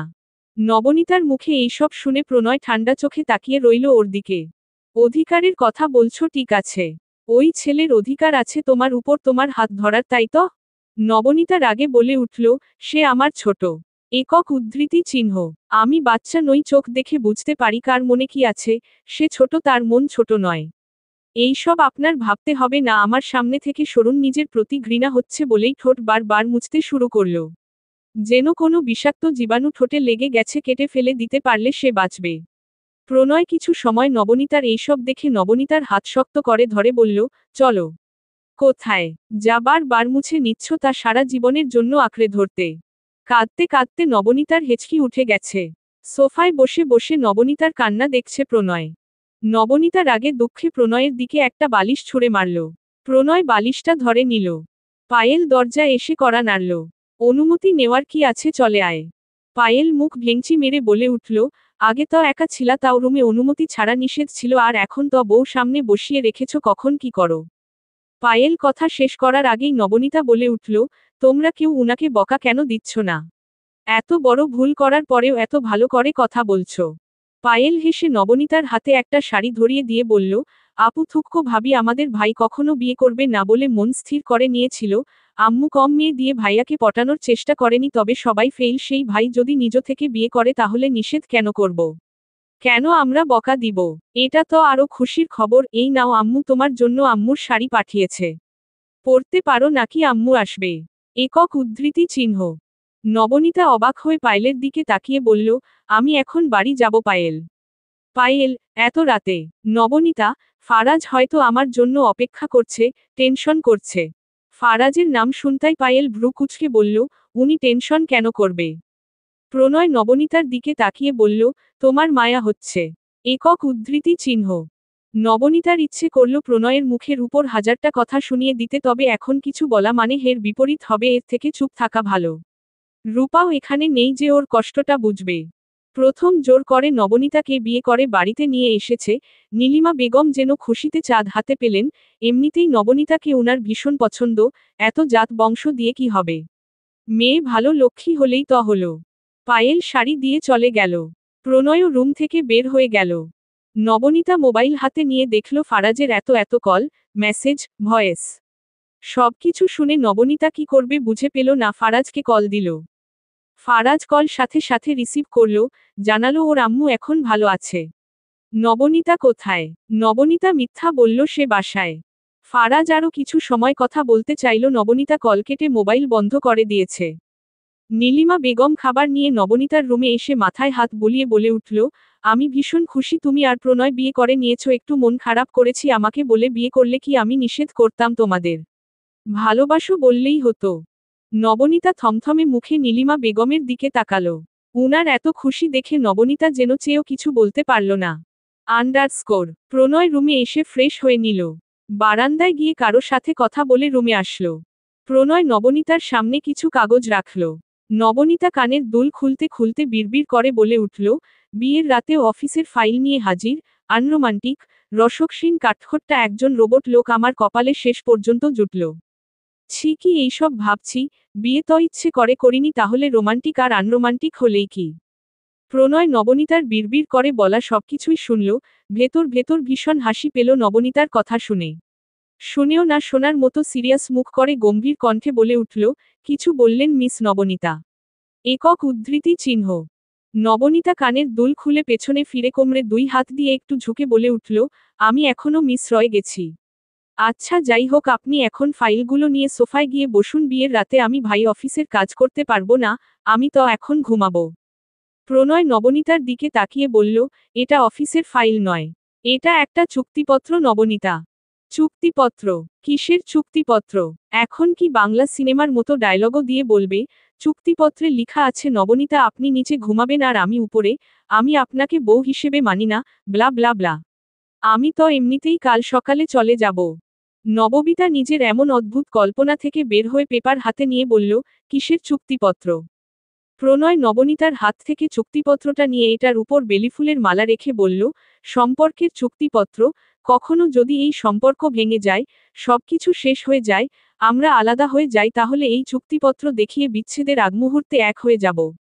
সম্পর্কে চুক্তিপত্র থাকা প্রয়োজন, কখনো সম্পর্কে ফাটল ধরলে চুক্তিপত্রে লেখা থাকবে, শেষ পর্যন্ত তোমাকেই চাই, মৃত্যু ছাড়া আলাদা হওয়ার রাস্তা বন্ধ। নবনীতা অবাক হয়ে বলল, আপনার সাথে সারাজীবন থাকবে কে? প্রণয়, আমার বউ। নবনীতা, আপনার বউ থাকতে পারে কিন্তু আমি থাকব না। প্রণয়, আমার বউ তো আপনি। নবনীতা, আপনি জোর করে বিয়ে করেছেন কোনো কারণ ছাড়াই। প্রণয়, কেন নবনীতা, আমি কি ওই ছেলেটার থেকে এতটাই খারাপ? আমি কি আপনার হাজবেন্ড হওয়ার যোগ্য না? নবনীতা, আপনি এর থেকে ভালো কিছু ডিজার্ভ করেন।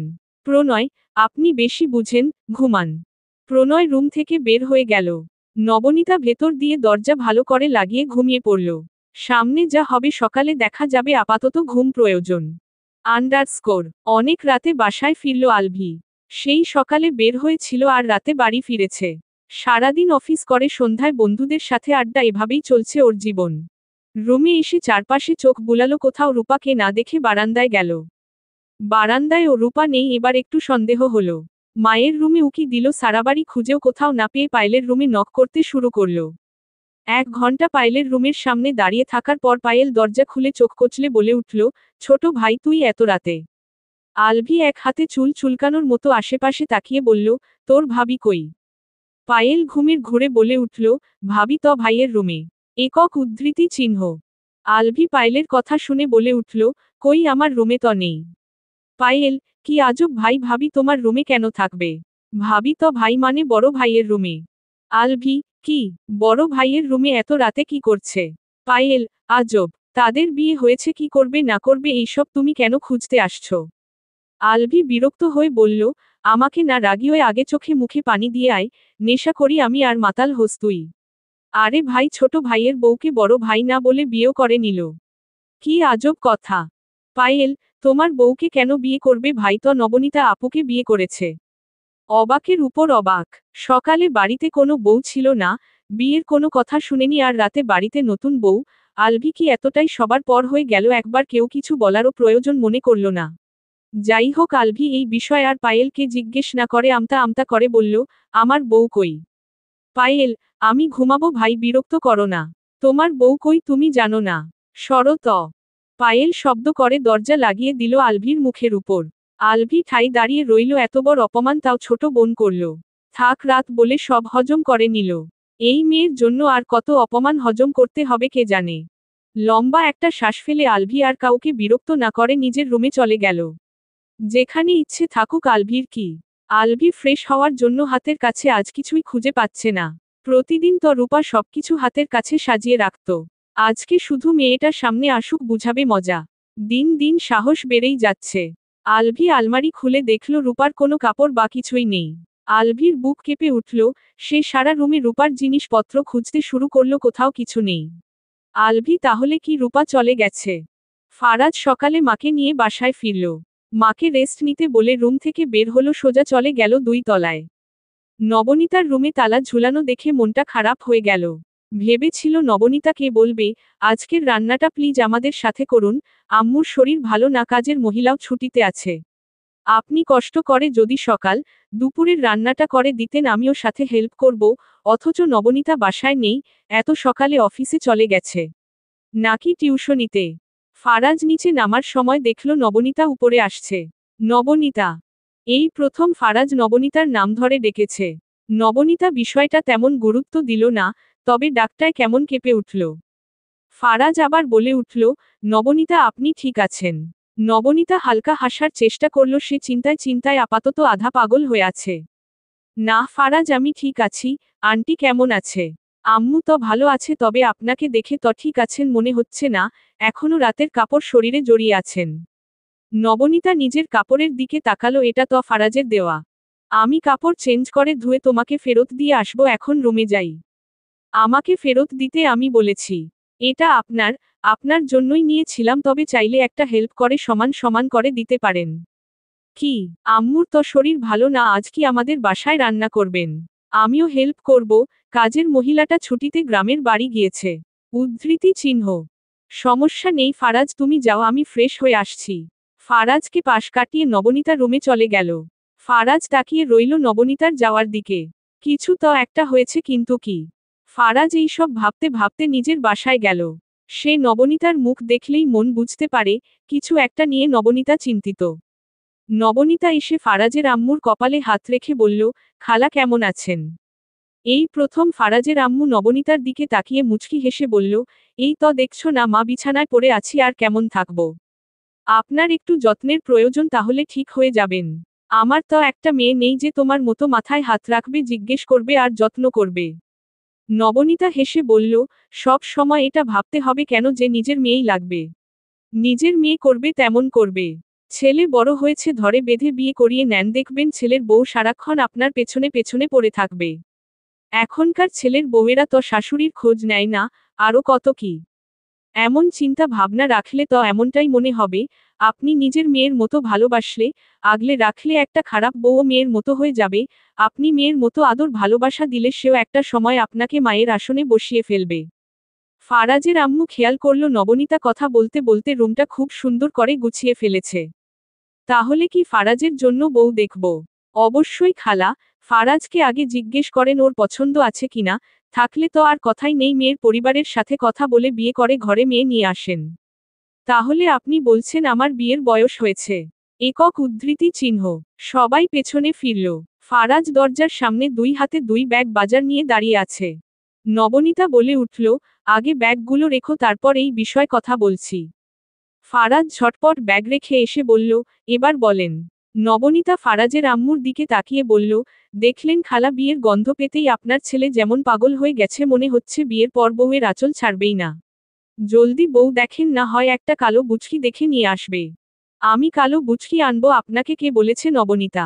আমি তো আপনার মতো, ধরেন আপনাকেই নিয়ে আসব। নবনীতা ফারাজের কথা শুনে থমকে গেল। ফারাজ বুঝল নবনীতা মায়ের সামনে এমন কথায় অস্বস্তি বোধ করছে, তাই হেসে বলল, আমি তো মজা করছিলাম, আমার বউ হবে পৃথিবীর সবচেয়ে সুন্দর আর কিউট লক্ষ্মী। ফারাজের আম্মু এতক্ষণ এদের কথা শুনে হেসে বলল, আচ্ছা দেখা যাবে, এখন আমি রান্না করে নেই। নবনীতা বসো, আজ আমাদের সাথে নাস্তা, লাঞ্চ করবে। নবনীতা, খালা আজ না হয় আমি রান্না করি, অতটাও খারাপ হয় না আমার রান্না। নবনীতার কথায় আপত্তি করল না ফারাজের আম্মু। আন্ডারস্কোর। প্রণয় গালে হাত দিয়ে বসে আছে। পায়েল পাশে দাঁড়িয়ে মিটি মিটি হাসছে। স্নিগ্ধ চাচ্চুকে কিভাবে হাসাবে সেই চেষ্টা করছে। নীলিমা বেগম এসে প্রণয়ের দিকে তাকিয়ে বলল, এভাবে বসে আছো কেন? প্রণয় মাথা তুলে বলল, ত কি করব? নীলিমা বেগম, বউ কোথায় নিয়ে আসো। পায়েল, ভাই সাবধান, ঘর থেকে বের হলেই মানুষ তোমাকে দেখলে হাসবে। স্নিগ্ধ, কেন? কেন হাসবে চাচ্চুকে দেখলে? পায়েল হাসি চেপে বলল, কারণ তোর চাচ্চুর মুখে লেপ্টে আছে বিয়ের সকালে বউ পলাতক। নীলিমা বেগম পায়েলের দিকে রাগী দৃষ্টিতে তাকালেন, প্রণয় এমনিতেই রেগে আছে, ওকে আর রাগালে নবনীতার ক্ষতি হবে। স্নিগ্ধ খিলখিল করে হেসে বলল, তোমার বউ পালিয়েছে হিহি, আমি বিয়ে করলে ভালো বউ বিয়ে করব, আমার মিষ্টি আন্টির মতো ভালো বউ, তোমার বউ পচা। একক উদ্ধৃতি চিহ্ন। প্রণয় অসহায় চোখে স্নিগ্ধর দিকে তাকালো। সে কি জানে, স্নিগ্ধ যার মতো ভালো বউ চাচ্ছে সেই ওর চাচ্চুর পচা বউ। প্রণয় সবার দিকে তাকিয়ে বলল, এভাবে সংসেজে আমার সামনে কেন দাঁড়িয়ে আছো? যাও এখান থেকে, আর তোমরা না গেলে আমিই চলে যাচ্ছি। বেচারা বুকে এত এত অপমান লুকিয়ে রুম থেকে বের হয়ে গেল। রাতে তো ভালোই ছিল, সকালে উঠে দেখে রুমে বউ নেই, একটা চিঠি লিখে দিয়ে গেছে। অসভ্য পুরুষ, জোর করে বিয়ে করেছেন বলে নিজেকে আমার স্বামী কখনো কল্পনাও করবেন না। রাতের কথা সকালে ভুলে নিজের মতো সিঙ্গেল থাকুন। আমার আশেপাশে আপনাকে দেখলে আমি আপনাকে ন করব, বুঝেছেন? আর হ্যাঁ, ভুলেও কাউকে বিয়ের কথা বললে আরো খারাপ হয়ে যাবে। আপনার বাসার সবাইকে বুঝানোর দায়িত্ব আপনার। উদ্ধৃতি চিহ্ন। প্রণয় চিঠিটা ড্রয়ারে রেখে ভাবতে লাগলো কি করা যায়। মাথায় হঠাৎ বুদ্ধি আসলো। ভিলেনি হাসি দিয়ে বলল, পেয়ে গেছি প্রেয়সী, এবার পালাবে কোথায়? পালানোর পথ বন্ধ। আন্ডারস্কোর। রান্না শেষ।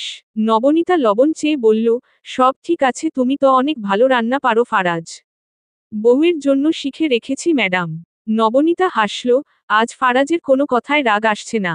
হয়তো ফারাজের কোনো কথাই তেমন গুরুত্ব পাচ্ছে না।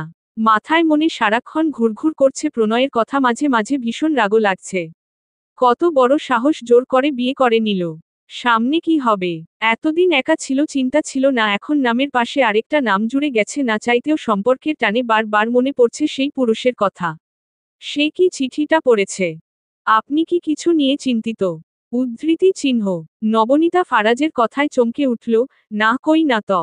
মনে তো হচ্ছে তেমন কিছু না, তুমি তো সবকিছু করলে, রান্না হতে শুরু করে, তাহলে আমাকে ডাকার কি দরকার ছিল? ইচ্ছে হলো, আমার তো মনে হয় সবচেয়ে বড় কাজটা আপনি করেছেন। কোথায়? শুধু তো লবণ দেখলাম। আমার সামনে বসে ছিলেন, এর থেকে বড় কাজ আর কি হতে পারে? বসে থাকা কোনো কাজের মধ্যে পড়ে না। এমন টুকটাক কথায় সময় কেটে গেল। আন্ডারস্কোর। মধ্যরাতে ছাদে এসে চিৎকার করে কারো কান্নার শব্দ পাওয়া গেল। কান্নার শব্দ বাড়ছে, এক পর্যায়ে নিজেকেই আঘাত করতে শুরু করল রূপা। পাশ থেকে কেউ হেসে বলল, থামলেন কেন? রূপার হাত থেমে গেল। এলোমেলো চুল, গায়ে ধবধবে সাদা শাড়ি, কেউ দেখলে মনে করবে সদ্য বিধবা নারী। হাত থেকে টপটপ করে রক্ত ঝরছে। ছেলেটা হেসে বলল, এভাবে কাটলে তেমন কোনো ক্ষতি হবে না, আপনি বরং আরেকটু দাঁড়ালো কিছু আনেন। রূপা কান্না বন্ধ করে রেগে বলল, আপনি তো দেখি ভীষণ পাষাণ একজন মানুষ। আপনি মানুষ তো? দেখছেন একটা মেয়ে এমন করছে, আপনি কোথায় তাকে থামাবেন? তা না, আপনি আরো শিখিয়ে দিচ্ছেন। যে নিজেকে নিজে ভালোবাসে না তাকে আর আমি কি নিষেধ করব? যে নিজেই পাষাণের মতো কাজ করছে সে আমাকে পাষাণ বলছে, হাস্যকর নয় কি? রূপার কথা বলতে ইচ্ছে হলো না, চুপচাপ উঠে নেমে গেল। ছেলেটা রূপার যাওয়ার দিকে তাকিয়ে হাসতে হাসতে গান ধরল, প্রেমে মরা জলে ডুবে না। আলভি আজও নেশা করে রুমে এসে রূপাকে আশেপাশে খুঁজতে শুরু করল। কোথাও রূপার ছায়া না পেয়ে রুমে ভাঙচুর করতে করতে চিৎকার করে ডাকতে শুরু করল, রূপা! এই রূপা, কোথায় তুই? এক্ষুনি আমার সামনে আসবি। তুই একটা ঠক, প্রতারক, আমার সাথে, আমার মনের সাথে, আমার ইমোশন, ভালোবাসার সাথে বেইমানি করেছিস। তুই আমার হয়েও অন্য কারো সাথে দেহ দিয়েছিস। তোকে আমি ছাড়ব না, এভাবে তো কোনোদিনও না। তোকে আমি তিলে তিলে কষ্ট দিব, তাও আমার সামনে রেখে। আন্ডারস্কোর। এত রাতে নবনীতা ছাদে, আজ কতদিন রূপার সাথে কথা হয় না। কল দিলেই বলে মোবাইল বন্ধ। মোবাইল কেন বন্ধ? কাল একবার ওর বাড়িতে যেতে হবে, তাতে ওর মা যত ইচ্ছে অপমান করুক, সমস্যা নেই। এত রাতে আকাশের দিকে তাকিয়ে কি ভাবেন? নবনীতা পেছনে না ফিরেই উত্তর দিল, জীবনের হিসাব মিলাই। জীবনের কি হিসাব মিলানো যায়? জীবনটা ছোট, তবে হিসাব মিলাতে গেলে এক জীবনে তা শেষ হবার নয়। নবনীতা মুচকি হাসল, অন্ধকারে এই বিষাদ মাখা হাসি ফারাজের চোখে পড়ল না। ফারাজ আকাশের দিকে তাকিয়ে বলল, জানেন নবনীতা, আপনার আর আমার মধ্যে পার্থক্য কোথায়? নবনীতা প্রশ্ন ছুড়ার আগেই ফারাজ বলে উঠল, আপনার আর আমার মধ্যে পার্থক্য এখানেই, আপনি মুগ্ধ হয়ে বিশাল আকাশের ওই মুগ্ধকর চাঁদটা মুগ্ধ হয়ে দেখেন, আর আমি আমার বিশাল কল্পনার রাজ্যের রানীকে মুগ্ধ হয়ে দেখি। একক উদ্ধৃতি চিহ্ন। নবনীতা, তোমার রানীও নিশ্চয়ই তোমাকে মুগ্ধতা মিশিয়ে দেখে। ফারাজ, সেই কপাল কি আমার! আমার রানীও যে চাঁদ পছন্দ করে, কিন্তু আমি তো চাঁদ নই। নবনীতা, তুমিও চাঁদ কারো কাছে ফারাজ, তুমিও তার মুগ্ধ হয়ে তাকিয়ে থাকার চাঁদ, যে রোজ তোমাকে দেখতে চায় এই চাঁদের মতো। ফারাজ হেসে বলল, আপনি দেখেন। আন্ডারস্কোর। সকাল সকাল বাঁধল এক ঝগড়া। ফারাজ সকালে গেইটের কাছে এসে দেখে এক ভদ্রমহিলা কিছু একটা খুঁজছে। ফারাজ হেল্প করতে চাইলে বলল, এই ঠিকানা। এই ঠিকানায় কাকে চান? নবনীতা, আমার ছেলের বউকে। গেল ফারাজের মেজাজ গরম হয়ে, নিশ্চয়ই এই মহিলা ঘটকালি করতে এসেছে নবনীতার জন্য। নবনীতা তো আমার বউ, তাহলে কি আপনি আমার মা? ভদ্রমহিলা বেশ রেগে বললেন, নবনীতা তোমার বউ হলে 2 দিন আগে আমার ছেলেকে কেন বিয়ে করেছে? ফাজলামো না করে পথ ছাড়ো। আন্টি থুক্কো আম্মু, আমি সত্যি বলছি নবনীতা আপনার বৌমা আর আমার বউ। আজ থেকে আপনি আমার মা। এত সকালে কারো বাসায় ঘটকালি না করে বাসায় গিয়ে বিশ্রাম করুন। এই বেয়াদব ছেলে, পথ ছেড়ে দাঁড়াও। জানো আমি কে? নবনীতাকে ডাকো, আজ আমি আমার ছেলের বউ না নিয়ে যাব না। ফারাজ খুব ভালো করে নবনীতাকে চিনে। নবনীতা বিয়ে করেছে তাও লুকিয়ে, কি হাস্যকর। সরি আম্মু, আমি আমার বউকে পর্দার বাহিরে আসতে দেই না। আমি খুব ইসলাম মেনে চলি, আপনার সামনে আসলে আমার বউয়ের পর্দা নষ্ট হবে। ভদ্রমহিলা আর কিছু বলার আগেই ফারাজ বলে উঠল, নতুন নতুন বিয়ে করেছি, বউয়ের আঁচলের নিচে সারাক্ষণ থাকা প্রয়োজন আমার আম্মু বলেছে। ছেলের জন্য বউ প্রয়োজন হলে 01 নাম্বারে কল করলে ঘরে মেয়ে পাঠিয়ে দিব। ভদ্রমহিলা অবাক হয়ে বলল, তুমি কি মেয়ে ব্যবসায়ী? নবনীতা থমথমে মুখে তাকিয়ে আছে ফারাজের দিকে। ফারাজ মুখ বাচ্চাদের মতো করে বলে উঠল, নবনীতা আপনি বলুন, মা হারালে পাশের বাড়ির আন্টি পাওয়া যায়, কিন্তু বউ হারালে কি বউ পাওয়া যায়? উদ্ধৃতি চিহ্ন। নবনীতা কি বলবে? নবনীতা কিছু বলার আগেই ভদ্রমহিলা বলে উঠল, কে বলেছে বউ হারালে বউ পাওয়া যায় না? মা হারালে পাশের বাড়ির আন্টি পাওয়া যায়, তেমনি বউ হারালে পাশের বাড়ির ভাবি পাওয়া যায়। একক উদ্ধৃতি চিহ্ন। নবনীতা ভদ্রমহিলার দিকে তাকিয়ে বলল, আন্টি আপনিও? ভদ্রমহিলা আর কেউ নয়, প্রণয়ের আম্মু নীলিমা বেগম। নীলিমা বেগম নবনীতার রুমে বসে থাকা মহিলার দিকে তাকিয়ে বলল, উনি বলছিল তুমি নাকি উনার ছেলের বউ। নবনীতা এবার তাকালো ফারাজের পাশে বসা ফারাজের আম্মুর দিকে। নবনীতা বুঝতে পারছে না আসলে এখানে হয়েছেটা কি। নবনীতা বাজার করে বাসায় এসে দরজা খোলা দেখে বেশ অবাক হয়েছিল। নবনীতার রুমের চাবি যাওয়ার সময় বাড়িওয়ালি আন্টির কাছে দিয়ে যায়। আন্টি বেশ অসুস্থ, তার উপর নিশ্চয়ই এটা ফারাজের কাজ। এই ছেলে সব সময় বাচ্চাদের মতো আচরণ করে থাকে। নবনীতা হালকা হেসে বলল, আন্টি আপনি হঠাৎ আমার বাসায়? নীলিমা বেগম মিছিমিছি রাগ দেখিয়ে বলে উঠলেন, তুমি না বলে শ্বশুর বাড়ি থেকে চলে আসতে পারো, তাই বলে আমি আমার ছেলের বউকে নিতে আসব না? ফারাজের আম্মু অসুস্থ মহিলা যেন তেতে উঠলেন, দেখেন আপা, অনেকক্ষণ ধরে আপনার এইসব শুনছি। ছেলের বউ করেই যাচ্ছেন। ভাববেন না মেয়েটার মা বাবা কেউ পাশে নেই বলে যা ইচ্ছে বলতে পারবেন, আমরা এখনো বেঁচে আছি। একক উদ্ধৃতি চিহ্ন।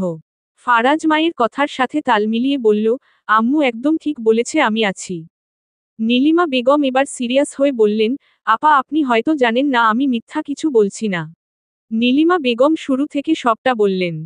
নবনীতা মাথা নিচু করে বসে আছে, যদিও এখানে ওর কোনো দোষ নেই। বাড়িওয়ালি আন্টি কি রিয়াকশন দিবেন? শুধু অবাক চোখে নবনীতার দিকে তাকিয়ে বলল, সত্যি নবনীতা? একক উদ্ধৃতি চিহ্ন। নবনীতা উপর নিচ মাথা দুলালো। দুলে গেল কারো মন, নির্মমভাবে আহত হলো কেউ, ভেঙে গেল তার সাজানো হাজার স্বপ্ন, সংসার। আচ্ছা, সবকিছু তো ভাঙার শব্দ হয়, তাহলে মন ভাঙার কেন শব্দ হয় না? কেউ বুঝল কিভাবে একটা ছোট ঘর ভেঙে চুরমার হয়ে গেছে। ফারাজ দাঁড়িয়ে থাকতে পারছে না, ওর ইচ্ছে করছে চিৎকার করে বলতে, বলেন নবনীতা সবটা মিথ্যা। আপনি কারো নস, আপনি শুধু আমার। আমি আপনাকে অন্য কারো পাশে কিভাবে দেখব বলেন? আমি কল্পনাও করতে পারি না। আমার কষ্ট হচ্ছে নবনীতা, ভীষণ কষ্ট হচ্ছে। ফারাজ এক পা দু পা করে নবনীতার সামনে দাঁড়ালো। আজ মনে হচ্ছে না এটা কোনো বাচ্চা ছেলে। কেমন ভারী কণ্ঠে বলে উঠল, এত বড় সত্য কেন লগকালেন নবনীতা? এই জন্যই বুঝি কাল থেকে আপনি এতটা চেঞ্জ? নবনীতা চোখ তুলে তাকালো ফারাজের দিকে। ফারাজ আজ এই চোখে চোখ রাখল না। এই চোখ যে তার সর্বনাশের দুয়ার। ফারাজ নবনীতার সামনে হাঁটু গেড়ে বসে বলল, এখনো তো সবকিছু ঠিক করা যায় তাই না? আপনি চাইলে। নবনীতা, ফারাজ নবনীতার ঠোঁটে আঙ্গুল রেখে বলে উঠল, হুস্যস। কোনো কথা নয়। কেঁপে উঠল নবনীতার হৃদয়। নবনীতা জানে ফারাজের সকল পাগলামোর কথা, ভালোবাসার কথা। নবনীতা বাচ্চা নয়, ছেলেদের চোখের ভাষা বুঝার মতো যথেষ্ট বয়স হয়েছে। শুধু ভেবেছে ফারাজের এটা ভালো লাগার বয়স, যাকে দেখবে তাকেই ভালো লাগবে। অথচ আজ ফারাজের চোখের আর মুখের ভাষা বুঝতে গিয়ে বুক কেন কাঁপছে। ফারাজের চোখ অসম্ভব লাল হয়ে গেছে। ফারাজ উঠে কারো দিকে না তাকিয়ে বের হয়ে গেল। ফারাজের আম্মু ছেলের এমন আচরণে কিছুটা হলেও বুঝলেন, ছুটলেন ছেলের পিছু পিছু। নীলিমা বেগম যেন তাজ্জব বনে তাকিয়ে রইলেন। কি থেকে কি হয়ে গেল? নবনীতা নিজেকে সামলে উঠে দাঁড়ালো। সারাটা জীবন তো লড়াই করে গেল, তাহলে এখন কেন থমকে যাচ্ছে? নীলিমা বেগমের জন্য রান্না বসাতে চাইলে উনি বললেন নবনীতাকে সাহায্য করবেন। নবনীতা প্রথম নিষেধ করলেও শুনেননি। প্রণয় অফিস থেকে আজ জলদি চলে এসেছে। প্রণয় বাসায় আসতেই পায়েল ঠেস মেরে বলে উঠল, কি ভাই, আজ চাঁদ কোন দিকে উঠল? প্রণয় বোনের কথা তেমন পাত্তা না দিয়ে নিজের রুমের দিকে চলে গেল আর চোখে তাকিয়ে গেল পুরো বাড়ি, কোথাও নবনীতাকে দেখা যায় কিনা। তাহলে কি এখনো আম্মু নবনীতাকে নিয়ে আসেনি? অন্ধকার রুমে বসে আছে ফারাজ। ছেলেদের নাকি কাঁদতে নেই, যত কষ্টই হোক কাঁদতে নেই। অথচ আজ ফারাজ একটা ছেলে হয়ে বাচ্চাদের মতো কাঁদছে। সেই বুঝো হওয়ার পর থেকে যাকে মনে প্রাণে ভালোবেসে এসেছে সে এত সহজে অন্য কারো হয়ে গেল। যাকে এক মুহূর্ত না দেখে ছটফট করেছে তাকে রোজ সকালে অন্য কেউ দেখবে নিয়ম করে, তা কিভাবে ফারাজ সহ্য করবে? ফারাজ অতিরিক্ত ভাবনা, চিন্তা ফারাজকে এক উন্মাদ, পাগলে পরিণত করছে। সে নিজেকে শান্ত করার জন্য একের পর এক সিগারেট ধরাতে শুরু করল। আলভি বসে আছে রূপার মায়ের সামনে। রূপার আম্মু আলভিকে দেখে খুশিতে পাগল প্রায়। এই দ্বিতীয়বার আলভি শ্বশুর বাড়িতে পা রেখেছে, এই খুশিতে ওর শাশুড়ি এনে কতক্ষণ চা কতক্ষণ কফি দিচ্ছে। এই নিয়ে 8 কাপ চা শেষ আর কফি সে 10 কাপ খেয়েছে ও শেষ করছে, আর শাশুড়ি জিজ্ঞেস করছে আরেক কাপ দিব বাবা। বেচারা জামাই শাশুড়ির মুখের উপর নাও করতে পারছে না, অথচ বউ কোথায়? বউয়ের কোনো দেখা নেই। যাক, 12 কাপ কফি হাতে নিতেই হাতখোপা করে বাসায় ঢুকল রূপা। বাহিরে গিয়েছিল কিছু জিনিস আনতে। রূপা আলভিকে দেখে থমকে গেল। ভেতর ভেতর অবাক হলেও উপরে একদম স্বাভাবিক থাকল। আলভি আর চোখে তাকালো রূপার দিকে। রূপার মা রূপাকে দেখে টেনে এনে আলভির পাশে বসিয়ে বলল, দেখ তুই চলে আসায় আলভি বাবাজি ও তোকে দেখতে এসেছে। রূপা মায়ের এত উত্তেজনা দেখে বলল, দেখা শেষ। একক উদ্ধৃতি চিহ্ন। রূপার মায়ের হাসি হাসি মুখ কালো হয়ে গেল, এটা কেমন কথা রূপা? একক উদ্ধৃতি চিহ্ন ডট। রূপা আলভির দিকে তাকিয়ে বলল, দেখা শেষ? নাকি আরো দেখা বাকি আছে? আম্মু আমি ফ্রেশ হব, আমার এভাবে সংসেজে বসে থাকার কোনো মানে হয় না। রূপা উঠে যেতে নিলে আলভির আগে অপমানে রূপার হাত চেপে ধরে। কেঁপে ওঠে রূপা। আলভি দাঁতে দাঁত চেপে বলে উঠল, আমার এখনো দেখা হয়নি, আরও দেখা বাকি আছে। আজ 2টা দিন, রাত দেখি না। দেখে আগে মন, হৃদয়, শরীর সবকিছু শান্ত করে নেই। আলভি রূপার মায়ের দিকে তাকিয়ে বলে উঠল, আন্টি আরও 1 কাপ কফি হবে। রূপর মা ভীষণ চালাক মহিলা, বুঝলেন আলভি কি চাচ্ছে। নিশ্চয়ই রূপা রাগ করে আছে, আলভি ওর রাগ ভাঙাবে। শাশুড়ির সামনে কি আর কিছু করে রাগ ভাঙানো যায়? আদর, ভালোবাসা তো আর শাশুড়িকে দেখিয়ে করা যায় না। রূপার মা হেসে হেসে বলল, এখনই আনছি, তোমরা কথা বলো। আলভি লম্বা একটা শ্বাস নিয়ে বলে উঠল, স্লার শ্বশুর বাড়ি আর মনে হয় 10 বছরও আমার কফি, চা খাওয়ার রুচি হবে না। ব্যালকনি থেকে এক দৃষ্টিতে তাকিয়ে আছে গেইটের দিকে প্রণয়। নীলিমা বেগমের গাড়ি ঢুকতে দেখে বুকের ভেতর কেমন করে উঠল। বউ বাপের বাড়ি থেকে আসলে বুঝি এমন লাগে? বউ শব্দটা ভেতরে আসতেই মুচকি হাসল প্রণয়। নীলিমা বেগম একা গাড়ি থেকে বের হতে দেখে হাসি হাসি মুখে অন্ধকার নেমে আসলো। তাহলে কি নবনীতা আসেনি? প্রণয় মন খারাপ করে রুমে এসে ল্যাপটপ নিয়ে বসে পড়ল। আচ্ছা, নবনীতা কি সোশ্যাল মিডিয়ায় অ্যাক্টিভ? একক উদ্ধৃতি চিহ্ন। প্রণয় কয়েকবার নবনীতা বলে সার্চ দিল। অনেক খুঁজে পেয়েও গেল নবনীতার অ্যাকাউন্ট। নবনীতা অ্যাকাউন্টে তেমন কেউ নেই, তবে প্রণয়নের চোখে পড়ল ফারাজের হাস্যোজ্জ্বল মুখটা। নবনীতার সব পোস্টে ফারাজের কমেন্ট। প্রণয় ফারাজের অ্যাকাউন্টে ঢুকে পড়ল। ফারাজ সোশ্যাল মিডিয়ায় বেশ ভালোই ফেমাস। ফারাজ কবিতা লেখে যেখানে হাজার হাজার লাইক, সাথে মেয়েদের কমেন্টের বন্যা। প্রণয় তেমন সোশ্যাল মিডিয়ায় অ্যাক্টিভ নয়, শুধু একটা আইডি খুলে রেখেছে। প্রণয় আবার ফিরে আসলো নবনীতার আইডিতে। নববিতার একটা মন খারাপের সন্ধ্যার ছবি দেওয়া, প্রোফাইলে ক্যাপশন লেখা, মন খারাপের একটি সন্ধ্যা আর তুমি। প্রণয় খুঁজে খুঁজে নবনীতার একটা হাস্যোজ্জ্বল ছবি বের করল, তারপর সেটা ল্যাপটপে ওয়ালপেপার দিয়ে কিছু সময় তাকিয়ে রইল। মোবাইলের রিংটোনে ধ্যান ভাঙল ওর। প্রণয় মোবাইল রিসিভ করতেই ওপাশ থেকে কেউ বলে উঠল, কি বন্ধু, বউ পেয়ে আমাকে ভুলে গেছ? বন্ধু, তুমি মানুষ ভালা না। প্রণয় হাসল। আরেহ বাহ, প্রণয় চৌধুরী হাসতেও পারে। তা ভাই, রোমান্সের সময় কল দিয়ে বিরক্ত তো করিনি। একক উদ্ধৃতি চিহ্ন। প্রণয়, বউ থাকলে তো রোমাঞ্চ করবসলা। কি ভাই, বিয়ের পরও যদি তোরা এইসব বলিস তাহলে আমরা সিঙ্গেলরা কি বলবো? তোদের জন্য কোলবালিশ তো আছে। ছি, আমার চরিত্র এতটাও খারাপ নয় বালিশের সাথে রোমাঞ্চ করব। তোর আর চরিত্র ফুলের মতো পবিত্র, জানা আছে আমার। এত কথা বাদ, আমার হবু বউ আমাকে ব্লক কেন দিয়েছে আগে জিজ্ঞেস করে আয়। কথাটা বুঝতে কিছু সময় লাগলো প্রণয়নের। তুই আবার আমার বোনকে কল দিয়েছিস? ভাই, তোর বোন তো না বোম্বাই মরিচ। জিসান পায়েল কিন্তু তোকে খুব করবে। এমনিতেই প্রতিদিন করে, এটা নতুন কি? পায়েল কার বোন দেখতে হবে তো। তোরা ভাই বোন গুলা এমন কেন? আমাদের দুঃখগুলো একটু কেন বুঝতে চাস না? তোর এই সব ফালতু বকবক শোনার জন্য কল ধরিনি। এখন তো আমার কথা ফালতুই মনে হবে, বউয়ের কথার কাছে সবার কথাই তেতু। প্রণয় কিছু না বলে কল কেটে দিল। সাথে সাথে একটা মেসেজ আসলো, বন্ধু, তোমার বোনকে পটাতে আমার 3 বছর লেগেছে। কত বৃষ্টিতে ভিজে বাস স্টেশনে দাঁড়িয়ে থেকেছি, কত রোদে পুড়ে ভার্সিটির মাঠে অপেক্ষা করেছি, কত যে রিকশার পেছনে বাইক নিয়ে ছুটেছি, আর তুমি ঘরে বসে বউয়ের ভালোবাসা পেতে চাও। উদ্ধৃতি চিহ্ন। প্রণয় বার কয়েক মেসেজটা পড়ে নিজের অজান্তেই রিপ্লাই পাঠালো, আমিও কি চেষ্টা করতে হবে? সাথে সাথে জিসানের মুখে হাসি ফুটল, সে রিপ্লাই দিল, অবশ্যই, কাল থেকে আমি তোমার প্রেমের টিচার, আর তুমি স্টুডেন্ট, যেভাবে শিখিয়ে দিব তুমি শুধু এগিয়ে যাও, ভাবি নিজ থেকে ধরা দিতে বাধ্য। একক উদ্ধৃতি চিহ্ন। প্রণয় এর বিপরীতে কিছুই বলেনি। জিসান একটা কাজে নামলে সেটা শেষ না হওয়া পর্যন্ত থামার ছেলে নয়, প্রণয় খুব ভালো করেই জানে। প্রণয় নিচে আসতেই পায়েল হাহুতাশ করে বলে উঠল, ভাই, ভাবি তো আসেনি। আমার মনে হয় তোমার একবার যাওয়া উচিত, বিয়ের পর বউ বাপের বাড়ি থাকা মোটেও উচিত নয়। একক উদ্ধৃতি চিহ্ন। প্রণয় ডোন্ট কেয়ার একটা ভাব নিয়ে বলে উঠল, কে বউ? আর যার যেখানে ভালো লাগে থাকুক, তাতে আমি কি করতে পারি? প্রণয় কফি হাতে নিতেই স্নিগ্ধ বলে উঠল, তোমার জন্য আমার মিষ্টি আন্টি আর আসে না। তুমি ভালো না। প্রণয় ভ্রু কুঁচকে তাকালো, সুর কিভাবে পাল্টে গেল। প্রণয় স্নিগ্ধকে কাছে ডেকে জিজ্ঞেস করল, কে শিখিয়েছে এইসব? স্নিগ্ধ হাত তুলে পায়েলের দিকে তাকালো। পায়েল কটমট দৃষ্টিতে তাকালো স্নিগ্ধর দিকে। আলভি খালি হাতে বাড়ি ফিরে এসেছে। রূপা আসেনি। প্রণয় কফির মগ পাশে রেখে আলভিকে ডাকল। আলভি নিজের রুম থেকে ফিরে আসলো। আলভি, আজকাল বাড়িতে তোকে একদম দেখা যায় না। রাতেও শুনেছি বাড়িতে ফিরিস না, এভাবে আর কতদিন? একক উদ্ধৃতি চিহ্ন। আলভি ভয় পেল। প্রণয়ের এমন ঠান্ডা কণ্ঠ যে আলভির জন্য কতটা ভয়ঙ্কর একমাত্র আলভি জানে। প্রণয় সোজাসুজি আলভির দিকে তাকালো। কি হয়েছে সবটা আমাকে খুলে বল। আলভি কথা পাল্টানোর জন্য হেসে বলল, ভাই, তুমি অফিসে বিজি থাকো, তার মধ্যে শুনলাম নবনীতার সাথে তোমার বিয়ের কথা, আমি ছোট তাই বলে একবার বলার প্রয়োজন মনে করলে না?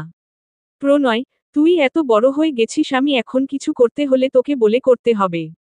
ছি ভাই, আমি এটা বুঝাতে চাইনি। রূপার বাড়িতে আজ আম্মু যাবে, সাথে তুই যাবি, আর সুন্দর করে ওকে বুঝিয়ে সব ঝামেলা শেষ করে নিয়ে আসবি। আলভি বলল, না, সে এই মাত্র রূপার বাড়ি থেকে খালি হাতে ফিরেছে। রূপা আর আসবে না। আলভি উপর নিচ মাথা বেড়ে আচ্ছা বুঝালো। আলভি উঠে যেতে নিলে প্রণয় আবার বলে উঠল, দ্বিতীয়বার কোনো নারী কিংবা কোনো ক্লাবে তোর ছায়া আমি দেখলে ভুলে যাব তুই আমার ছোট ভাই। একক উদ্ধৃতি চিহ্ন। আলভি প্রণয়কে খুব মানে, সেই সুবাদে প্রণয়ের এমন হুমকি আলভির জন্য খুবই ভয়ঙ্কর ছিল। আলভি দীর্ঘ শ্বাস লুকিয়ে ভাইয়ের দিকে ফিরে হাসল। ভাই কি জানে আলভি কেমন মেয়েকে বিয়ে করেছে, কার সাথে আলভির জীবন বেঁধে দেওয়া হয়েছে। অথচ ভাই সব সময় বেস্ট কিছু পায়। এই যে নবনীতার মতো একজন মেয়েকে পেয়ে গেল। আন্ডারস্কোর। রাত তখন কেমন? বাজবে 10 কিংবা 11। ফারাজ রাস্তার পাশে বসে একের পর এক সিগারেটের ধোঁয়া আকাশে উড়িয়ে দিচ্ছে, উড়িয়ে দেওয়ার চেষ্টা করছে নবনীতার সকল স্মৃতি, অথচ একদিনে স্মৃতি উড়ানো যায়। বহু বছর পরও তো স্মৃতিরা জীবিত হয়ে ধরা দেয় সেখানে, সেই ছোট থেকে এত এত স্মৃতি স্বপ্ন একদিনে উড়িয়ে দিতে চাচ্ছে ফারাজ। একদিন চোখের নিচে কালি, চুলের এলোমেলো, সব সময় নিজেকে পরিপাটি রাখা ছেলেটাকে দেখলে এখন যে কেউ বলে উঠবে, বখাটে। পায়েল রিকশা দিয়ে যাওয়ার সময় রাস্তার পাশে টং দোকানে চোখ যেতেই থমকে গেল। রিকশা থামিয়ে কিছু সময় দূর থেকে তাকিয়ে রইল। ফারাজ আরেকটা সিগারেট ধরাতেই পাশে এসে বসল পায়েল। দোকানদারের দিকে হাত বাড়িয়ে বলল, আমাকেও একটা সিগারেট দেন। মেয়েলি কণ্ঠ পেয়ে চোখ তুলে তাকালো ফারাজ। আন্ডারস্কোর জিসানের কথা মতো প্রথম ধাপ হলো এত রাতে প্রণয় নবনীতার বাসার নিচে যাবে। নবনীতাকে কল দিয়ে ডেকে ছাদে আনবে। তারপর কি বলবে? জিসান বিরক্ত না হলে কিছু সময় ভেবে বলল, কিছু সময় রোমান্টিক একটা গান গেয়ে তাকিয়ে থাকবি, তারপর একটা ফুল ছাদে ছুঁড়ে মারবি। ভাবি লজ্জা মাখা হাসি দিয়ে ফুল হাতে নিয়ে নিবে। প্রণয় ভাবুক দৃষ্টিতে জিসানের দিকে তাকিয়ে বলল, তুই শিওর এভাবে পটবে? গাধা, এটা কি প্রেমিকা নাকি যে পড়তে হবে এটা বউ? এমনিতেই মেয়েরা স্বামীর প্রতি ফুটবল থাকে, তার উপর তোর মতো প্রণয় চৌধুরী হলে তো কথাই নেই। প্রণয় নিজের গাছ থেকে একটা গোলাপ খুঁজে নিল। বাগানের সবচেয়ে সুন্দর গোলাপটা নিয়ে বলল, আবার বখাটে ছেলে বলে দৌড়ানি খাবো না তো? বউয়ের সাথে ফ্লার্টিং করার জন্য একটু আধটু বখাটে হতে হয়। বউয়ের সাথে রাস্তায় কেন, তাহলে তরুমেই গিয়ে ফুল দিতে পারি। আরে বাহ, তুই তো দেখি আমার থেকেও এগিয়ে। প্রণয় ভাবল কি করা যায়। বিয়ের আগে কখনো কোনো মেয়ের জন্য এইসব করতে হয়নি। প্রণয় চাইলেই হাজার মেয়ে নিজ থেকে এসে ধরা দিবে, আর সেই প্রণয় বউয়ের মন পাচ্ছে না। হাতে ফুল নিয়ে নবনীতার বাসার নিচে দাঁড়িয়ে আছে প্রণয়, ওর থেকে বেশ কিছু দূরে দাঁড়িয়ে আছে জিসান। প্রণয় নবনীতার মোবাইলে কল দিল। 3বার কল হওয়ার পর কল রিসিভ করল নবনীতা। প্রণয় এই প্রথম এতটা ভালোবাসা মিশিয়ে বলে উঠল, নবনীতা একটু বারান্দায় আসবেন। নবনীতা থমকে গেল। প্রণয়ের নাম্বার সে সেভ করেনি, এই প্রথম প্রণয় কল দিলেও চিনতে অসুবিধা হয়নি নবনীতার এটা প্রণয়। নবনীতা কথা বলতে ভুলে গেছে, জাদুমন্ত্রের মতো পা আপনা আপনি চলতে শুরু করল। বারান্দায় আসতেই প্রণয় আবার বলে উঠল, একটু নিচে তাকান। নবনীতা নিচে তাকাতেই দেখল প্রণয় দাঁড়িয়ে আছে হাতে গোলাপ নিয়ে। নবনীতার চোখ একটু দূরে যেতেই দেখল জিসান ওর সাথে আছে। নবনীতার বুঝতে বাকি নেই জিসান প্রণয়কে নিয়ে এসেছে। নবনীতা মুখ ফসকে বলে উঠল, বখাটে ছেলেদের মতো বাসার সামনে দাঁড়িয়ে আছেন কেন? কি আশ্চর্য, এলাকার মানুষ বলার আগেই বউ বখাটে তকমা লাগিয়ে দিল। সাথে সাথে হাত থেকে ফুলটা নিচে ফেলে দিল প্রণয়। রূপা বাড়ি থেকে বের হতেই সামনে শাশুড়ি আর স্বামীকে দেখে থমকে গেল। একটু আগেই তো আলভি গেল, তাহলে এত রাতে আবার ফিরে আসলো কেন? নীলিমা বেগম মিষ্টি হেসে রূপার গালে হাত রেখে বললেন, কেমন আছো মা? কোথায় যাচ্ছ? রূপাও ফিরতি একটা বিষাদ মাখা হাসি দিয়ে বলল, এই তো আম্মু, ভালো আছি, আপনি কেমন আছেন? একক উদ্ধৃতি চিহ্ন। আমিও ভালো আছি, কোথায় যাচ্ছ? রূপা আর চোখে একবার আলভির দিকে তাকিয়ে বলল, এই তো আম্মু, সামনেই। একক উদ্ধৃতি চিহ্ন। আলভি বলে উঠল, সামনেই কোথায়? রূপা কথাটা তেমন পাত্তা না দিয়ে বলল, আম্মু ভেতরে চলুন। একক উদ্ধৃতি চিহ্ন। আলভি ঈগল চোখে চারপাশ তাকালো, তারপর আবার বলে উঠল, কার সাথে দেখা করতে যাচ্ছিলে? রূপা নীলিমা বেগমকে নিয়ে ভেতরে চলে গেল। সোজাসাপটা সে আলভিকে আর ওর সকল কথাকে ইগনোর করছে। আলভির রাগ আরও বাড়ল। নীলিমা বেগমকে দেখে খুশিতে জড়িয়ে ধরল রূপার আম্মু। আলভিও পেছনে পেছনে এসেছিল, নিজের শাশুড়িকে দেখে ভয়ে ভয়ে তাকালো। এই মহিলা কি এখন আবার চা কফি নিয়ে আসবে? হলো তাই, রূপার আম্মু নাস্তার ব্যবস্থা করলেন, সাথে কফিও নিয়ে আসলেন। আলভি অসহায় চোখে তাকালো সেই কফির দিকে। বেচারা, আর আসবি শ্বশুর বাড়ি? আজ বউয়ের জন্য কত কিছু সহ্য করতে হচ্ছে, তাও নাকি যেই বউকে দেখতে পারে না সেই বউয়ের জন্য। ভাবা যায়। রূপা রান্না বসিয়েছে, শাশুড়ি এসেছে, এভাবে তো আর যেতে দেওয়া যায় না। এক এক করে নিজের হাতে সবকিছু রান্না করেছে। নীলিমা বেগমের মুখ থেকে একবার শুনেছে প্রণয়ের বিয়ের কথা, তবে কার সাথে ঠিক হয়েছে তা বলেননি উনি। রূপাও তেমন আগ্রহ দেখায়নি, জামাই ঠিক নেই আর বাসুর সে তো বহুদূরের কেউ, তবে রূপার মায়ের আগ্রহের শেষ নেই। মেয়ে কেমন? বংশ কেমন? দেখতে কেমন? পড়াশোনা কতটুকু? আমাদের রূপার থেকেও কি বেশি উচ্চ বংশের? ছবি দেখান তো আপা। নীলিমা বেগম সবকিছুর একটা উত্তর দিলেন, আমি ঘরে শুধু রূপার মতো একটা লক্ষ্মী মেয়ে আনতে চাচ্ছি আপা, এত কিছু খুঁজে কি করব? মেয়ে ভালো তো বাকি সব জলে যাক। আমি মার্কেট করার পর মার্কেটে আগুন লাগুক, যা ইচ্ছে হোক, তাতে আমার কি? আমার জিনিস আমি ভালো পেলেই হলো। রূপার মায়ের খুশখুশ বেড়েই চলল, মেয়ে তো আমার, মেয়ের পায়ের যজ্ঞও হবে না। রূপা রান্না শেষ করে রুমে আসলো। ফ্রেশ হয়ে এসে উড়োনা বিছানার উপর রাখল। ড্রেসিং টেবিলের সামনে যেতেই খট করে রুমের দরজা কেউ লাগিয়ে দিল। রূপা চটজলদি পেছনে ঘুরতেই ধাক্কা খেলি কারো বুকের সাথে। রূপা তেমন লম্বা নয়, 5 ফুট 3 আর আলভি প্রায় 6 ফুট। রূপা চোখ তুলে আলভির দিকে তাকিয়ে বলল, আপনি? একক উদ্ধৃতি চিহ্ন। আলভি আয়েশ করে বিছানায় বসল। রূপা নিজের দিকে তাকিয়ে উড়োনা হাতে নিতে নিলে আলভি এক হাতে উড়োনার মাথা আঁকড়ে ধরল। রূপা ভ্রু কুঁচকে আলভির দিকে তাকিয়ে বলল, সমস্যা কি? আলভির তাকানো দেখে ভড়কে গেল রূপা। এভাবে লুচুদের মতো তাকিয়ে আছেন কেন? রূপার কথা হু হু করে হেসে উঠল আলভি। রূপা মুগ্ধ হয়ে তাকিয়ে থাকল সেই হাসির দিকে, লোকটা কি জানে তার এমন হাসিতে রূপার সব রাগ হাওয়া হয়ে যায়। এত সুন্দর করে কেন হাসতে হবে? এই সুন্দর হাসির মানুষটা রূপার। আলভি হাসি থামিয়ে বলল, আমি তাকালে লুচু আর অন্য কেউ তাকালে রোমান্টিক। হায়রে মানবতা! রূপা কোমরে 2 হাত দিয়ে বলল, অন্য কেউ তাকালে মানে? আলভির রূপার দিকে ওড়না এগিয়ে দিয়ে বলল, কিছু না। একক উদ্ধৃতি চিহ্ন। আন্ডারস্কোর। জিসান সেই কখন থেকে ভয়ে ভয়ে বসে আছে। ওর কিছুটা দূরে প্রণয় দাঁড়িয়ে ওর দিকেই তাকিয়ে আছে। জিসান, দোস্ত। প্রণয়ের তাকানো দেখে জিসান জোর করে মুখে হাসি টেনে বলল, এটা তো প্ল্যান এ ছিল, প্ল্যান বি দেখবি ঠিক কাজ করবে। প্রণয় হতাশার সুরে বলে উঠল, তোর প্ল্যান তুই নিজের কাছে রাখো, আমার এখন পাড়ার বখাটেদের মতো মেয়ে পটানোর বয়স না। বিয়ে করেছি, বউ তুলে নিয়ে আসবো শেষ। একক উদ্ধৃতি চিহ্ন। জিসান প্রণয়ের থেকেও বেশি উৎসাহ নিয়ে বলল, দোস্ত এই আইডিটা জোশস। তুই আজকে ভাবির সাথে দেখা করতে যাবি, আসতে চাইলে ভালো কথা, না হয় জোর করে কোলে তুলে নিয়ে আসবি। কেউ কিছু বললে বলবি আমার বউ কোলে করে আনি, না হয় কিডন্যাপ, কার বাপের কি। প্রণয় গভীর চিন্তায় চলে গেল। মা অনুষ্ঠান করার প্ল্যান করছে, তার আগেই যেভাবে হোক বউকে নিজের প্রেমে ফেলতে হবে। সব ঝামেলা শেষ করতে হবে। বিয়ের পর বউয়ের মুখ না দেখে একদিন থাকা মনে হয় এক যুগের থেকেও বেশি। আন্ডারস্কোর। মানুষ বলে সময় থেমে থাকে না।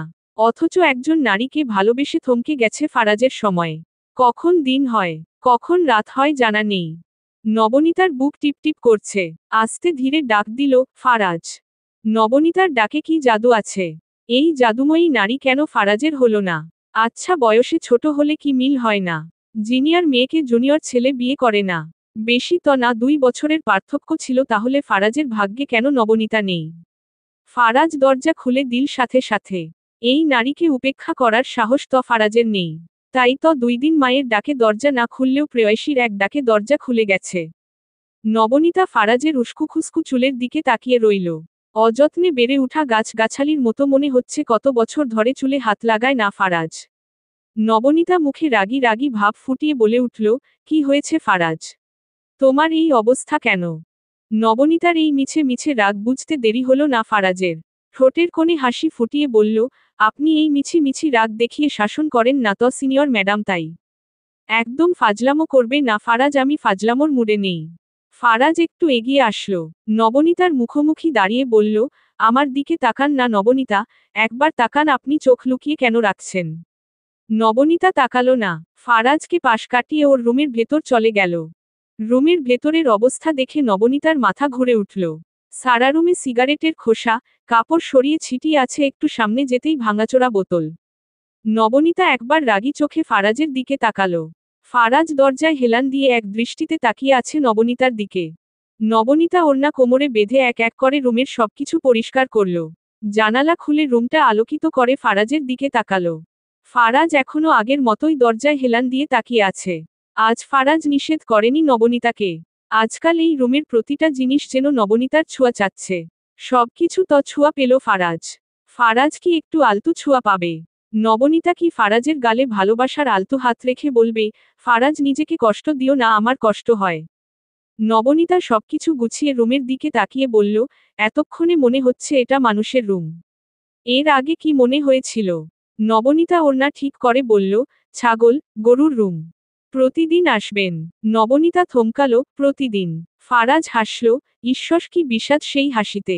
এই যে রুম থেকে বের হলেই অন্য কারো শুধু হাতের স্পর্শ থেকে যাবে প্রতিটা জিনিসে। নবনীতা ফারাজকে ধমকে বলল, যাও ফ্রেশ হয়ে আসো, একসাথে খাবার খাবো। একক উদ্ধৃতি চিহ্ন। ফারাজ যেন আজ নবনীতার বাধ্য প্রেমিক। যা বলছে কোনো শব্দ ছাড়াই তা করছে। ফারাজের চোখের নিচে যেন কত শত বছরের নির্ঘুম কালো দাগ পড়ে গেছে। 2 দিন আগেও যেই ছেলেকে দেখলে চোখ ফিরানো দায় ছিল, আজ তার চেহারা শুধু বিষাদের দাগ পড়ে গেছে। এই দাগ বুঝি আজন্ম যাবে না? ফারাজ ফ্রেশ হয়ে আসলো। নবনীতা আগে থেকেই অপেক্ষা করছে। ফারাজের আম্মু শুধু তাকিয়ে দেখছেন ছেলেকে। একটা মাত্র ছেলে, উনার কত আদরের ছেলে, আজ এমন অবস্থা। নবনীতা যাওয়ার পর কি আবার ঘরবন্দি হয়ে যাবে? ফারাজ যে সারাদিন একাই ঘরটা মাতিয়ে রাখত, আজ সেই ঘরে প্রাণ নেই, মৃত। এই দোষ কাকে দিবে? নবনীতাকে? উনি একবার নবনীতা দিকে তাকালো। এখানে নবনীতার দোষ কোথায়? দোষ একটাই, এত ভালোবাসার পরেও কেন নবনীতা একবার ফারাজকে মন দিল না? কেন ফারাজের ভালোবাসায় নিজেকে রঙিন না করে ফারাজের জীবন রঙহীন করে দিল? খাওয়া শেষে নবনীতা ফারাজকে বলল, সামনে এক্সাম, ঠিকভাবে পড়াশোনা করো। আমি এখন আসছি, আর হ্যাঁ, নিজেকে এভাবে দেবদাস না বানিয়ে পড়াশোনায় মন দাও। এটা পড়াশোনা করার বয়স, ভুল কিছু চাওয়ার না। ফারাজ কিছুটা রাগ মিশিয়ে বলল, সেই ভুলটা কি? নবনীতা কিছু না বলে ফারাজের দিকে তাকিয়ে রইল। চোখে চোখ রাখতেই ফারাজ বলে উঠল, নবনীতা আম্মা বলে আমার নাকি অসুখ হয়েছে, ডাক্তার দেখাতে হবে, আপনি বলেন আমার এই অসুখের ওষুধ কি ডাক্তারের কাছে আছে? প্রশ্ন চিহ্ন। কোন ডাক্তারের কাছে আছে একটু বলতে বলেন। আমি দরকার হলে সারাজীবন তার গোলাম হয়ে থাকব, তাও এই যন্ত্রণার ওষুধ চাই। আমি ঘুমাইতে পারি না, আলো দেখতে পারি না, আমি কিছু খাইতে পারি না, সারাক্ষণ বুক জ্বলে, আমি চোখ বন্ধ করতে পারি না, আবার কিছু ভাবতেও পারি না। আমার অসুখ হয় কাউরে দুই চোখ ভইরা দেখার, একটু বুকে আলতু ছোঁয়া পাওয়ার, একটু আলতু ছোঁয়ায় বুঝি জ্বালা পুরা বন্ধ হইয়া যাইব, এই ওষুধ, এই ছোঁয়া কোন ডাক্তার দিতে পারবো একটু বলবেন নবনীতা? একক উদ্ধৃতি চিহ্ন। প্রণয় নবনীতাকে কল দিয়ে বলল, নিচে আসো। নবনীতা বের হচ্ছিল নতুন কাজ খুঁজতে, সে প্রণয়ের কোম্পানিতে আর কাজ করবে না। প্রণয়ের কল পেয়ে নবনীতা নিচে নেমে আসলো। প্রণয় নবনীতার হাত ধরে গাড়িতে বসিয়ে বলল, চুপচাপ থাকবে, বেশি কথা বলবে না। নবনীতা কথা না বাড়িয়ে গাড়িতে উঠে বসল। প্রণয় আবার কথা শুরু করল, আম্মু বলেছে আগামীকাল আমাদের বিয়ের অনুষ্ঠান, আর আজ সন্ধ্যায় গায়ের হলুদ। একক উদ্ধৃতি চিহ্ন। নবনীতা অবাক হয়ে বলে, কি বলছেন? আপনার মাথা ঠিক আছে? প্রণয় অসহায় দৃষ্টিতে নবনীতার দিকে তাকিয়ে বলল, আম্মু সবাইকে বলে ফেলেছে নবনীতা। একক উদ্ধৃতি চিহ্ন। নবনীতা গাড়ির বাহিরে দৃষ্টি ফেলে বলে উঠল, আপনার সাথে আমার যায় না প্রণয়। কোন দিক দিয়ে যায় না একটু শুনতে পারি? সব দিক দিয়েই। আমার তো আজকাল মনে হয় আমি তোমার যোগ্য না নবনীতা। একক উদ্ধৃতি চিহ্ন। আপনার এমনটা কেন মনে হয়? জানি না। কিছুক্ষণ তাদের মধ্যে নীরবতা চলে, তারপর নবনীতা আবার বলে উঠল, প্রণয় আমি জন্মের পর মা বাবার মুখ দেখিনি, তারা কেমন সেটাও জানি না, আমার বংশ পরিচয় কিছুই নেই, আমি কি আপনার যোগ্য? একক উদ্ধৃতি চিহ্ন। প্রণয় গাড়ি থামায়, নবনীতার দিকে ফিরে বলে উঠল, আমি তো তোমাকে বিয়ে করেছি, তুমি থাকলেই চলবে, বাকি সব দিয়ে কি করব? তাও তো প্রণয়, আপনি এই সমাজের মানুষদের চিনেন না। আপনি সবকিছু এত সহজভাবে নিলেও তারা এত সহজভাবে কিছু নেয় না। তারা আপনাকে বারবার প্রশ্নের মুখে ফেলবে। আমি সমাজ ভয় পাই বা নবনীতা, আমি আজকাল তোমাকে ভয় পাই, তোমাকে হারিয়ে ফেলার। কিন্তু আপনি তো আমাকে পছন্দ করতেন না। কখনো বলেছি? না। তবে একক উদ্ধৃতি চিহ্ন। আমি শুনেছি মেয়েরা ছেলেদের চোখ দেখলেই মন বুঝতে পারে, তাহলে তুমি উল্টো কেন? নবনীতা প্রণয়ের দিকে তাকিয়ে বলল, আপনার ওই বন্ধু এইসব শিখিয়ে পাঠিয়েছে তাই না? প্রণয় হেসে ফেলল নবনীতার কথা শুনে। নবনীতা মন খারাপ করে বাহিরে তাকিয়ে রইল। প্রণয় নবনীতার গাল ফুলানো দেখে মুচকি হেসে গাড়ি স্টার্ট দিল। আজ প্রণয় নবনীতার জন্য নিজ পছন্দে সবকিছু কিনেছে। নবনীতা একটা শব্দও করেনি। আসার সময় নবনীতাকে নিয়ে প্রণয় নিজের বাড়িতে চলে আসলো। নবনীতা কিছু বলতে চাইলে প্রণয় বলে উঠল, তোমার সবকিছু জিসান এখানে নিয়ে এসেছে, আজ থেকে তোমার বাড়ি এটা। নবনীতা বাড়ির ভেতরে পা রাখতেই নিজেকে শূন্যে অনুভব করল।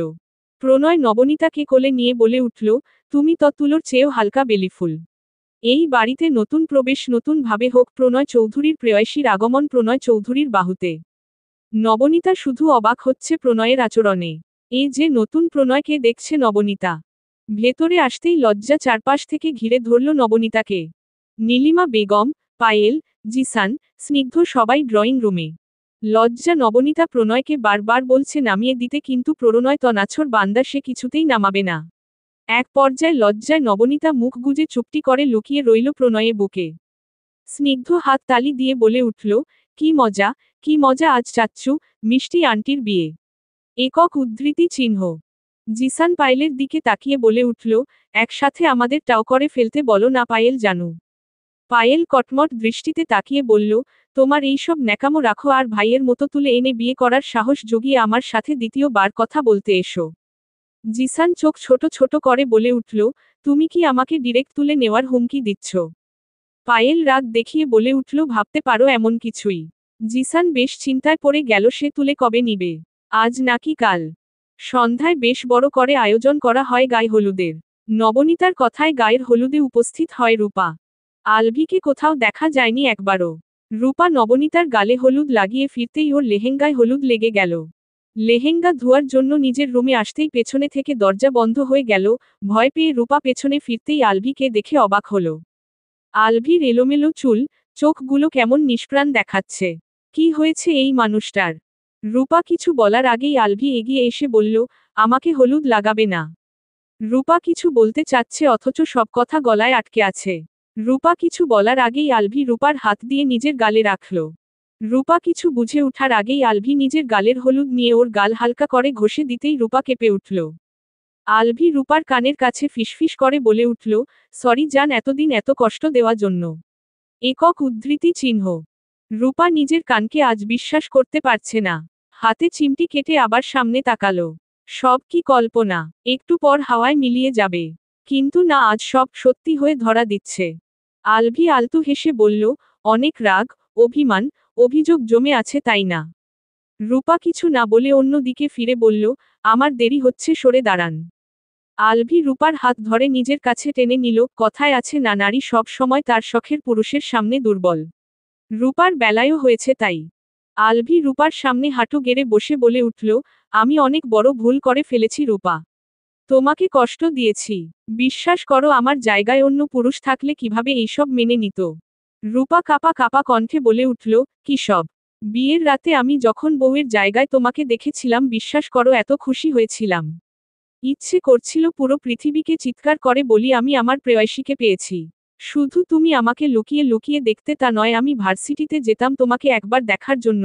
এই বিষয়টা শুধুমাত্র আমার বন্ধু রাতুল জানত। সে জানতো আমি তোমার জন্য কতটা পাগল ছিলাম, শুধুমাত্র ভাইয়ের জন্য তোমাকে ছেড়ে অন্য কাউকে বিয়ে করতে রাজি হয়েছিলাম, অথচ ভাগ্য আমাদের আলাদা করতে নারাজ ছিল, তাই আবার এক করে দিল। বিয়ের রাতে খুশিতে এই খবরটা প্রথম রাতুলকে বলেছিলাম, সাথে সাথে সে কল কেটে দিয়েছিল, আমি বিষয় তেমন গুরুত্ব দেইনি। বিয়ের খুশিতে বন্ধুদের সাথে পার্টির আয়োজন করি, সেখানে আমার এক ফ্রেন্ড আরিয়া তোমার আর রাতুলের গোপন ভিডিও দেখায়। বিশ্বাস করো, ওই ভিডিও দেখি আমি প্রায় পাগল হতে বসেছিলাম। যাকে এত ভালোবাসলাম সে আর আমার প্রাণপ্রিয় বন্ধু, আমি যেন মেনে নিতে পারছিলাম না। তারপর তুমি আমার বউ, আমি তখন কি করতাম বলো? কাউকে কিছু বলতে পারছিলাম না, সহ্য করতে পারছিলাম না। তবে এক সপ্তাহ আগে আরিয়া আমাকে সব সত্যি বলেছে। ওই ভিডিও রাতুল কম্পিউটারের মাধ্যমে বানিয়েছিল তোমার ছবি দিয়ে। একক উদ্ধৃতি চিহ্ন। কিন্তু আপনার বন্ধু এমন কেন করেছিল? সে তো আপনার প্রাণপ্রিয় বন্ধু ছিল। কারণ সে তোমাকে পছন্দ করত। রূপা মাথায় হাত দিয়ে কিছু সময় বিছানায় বসে রইল। আলভি ওর হাত ধরতে চাইলে রূপা এক ঝটকায় হাত ছাড়িয়ে রুম থেকে বের হয়ে গেল। পেছনে থেকে আলভি চিৎকার করে বলে উঠল, আর কত শাস্তি দিবে রূপা? এক সপ্তাহ ধরে নিজেকে শাস্তি দিতে দিতে ক্লান্ত আমি। তোমাকে কষ্ট দেওয়ার জন্য কি মৃত্যু উপহার দিবে? আন্ডারস্কোর। সকাল থেকে চলছে বাড়ি সাজানোর আয়োজন। বাড়িতে মেহমানে গিজগিজ করছে। কারো কোনো মাথা ব্যথা নেই বউ কেন এই বাড়িতে এটা নিয়ে। আসল কথা হলো, বাড়ির মানুষ পাত্তা দিলে তো বাহিরের মানুষ বলার সুযোগ দিবে। বিয়ের অনুষ্ঠান শুরু হতেই জিজ্ঞেস করা হলো, কাবিননামা কত লিখব? প্রণয় পর্দার ওপাশ থেকে বলে উঠল, হাজর লিখেন কিংবা কোটি অথবা 1 টাকাও লিখতে পারেন, কারণ এই জীবনে বউ আমি ছাড়ছি না।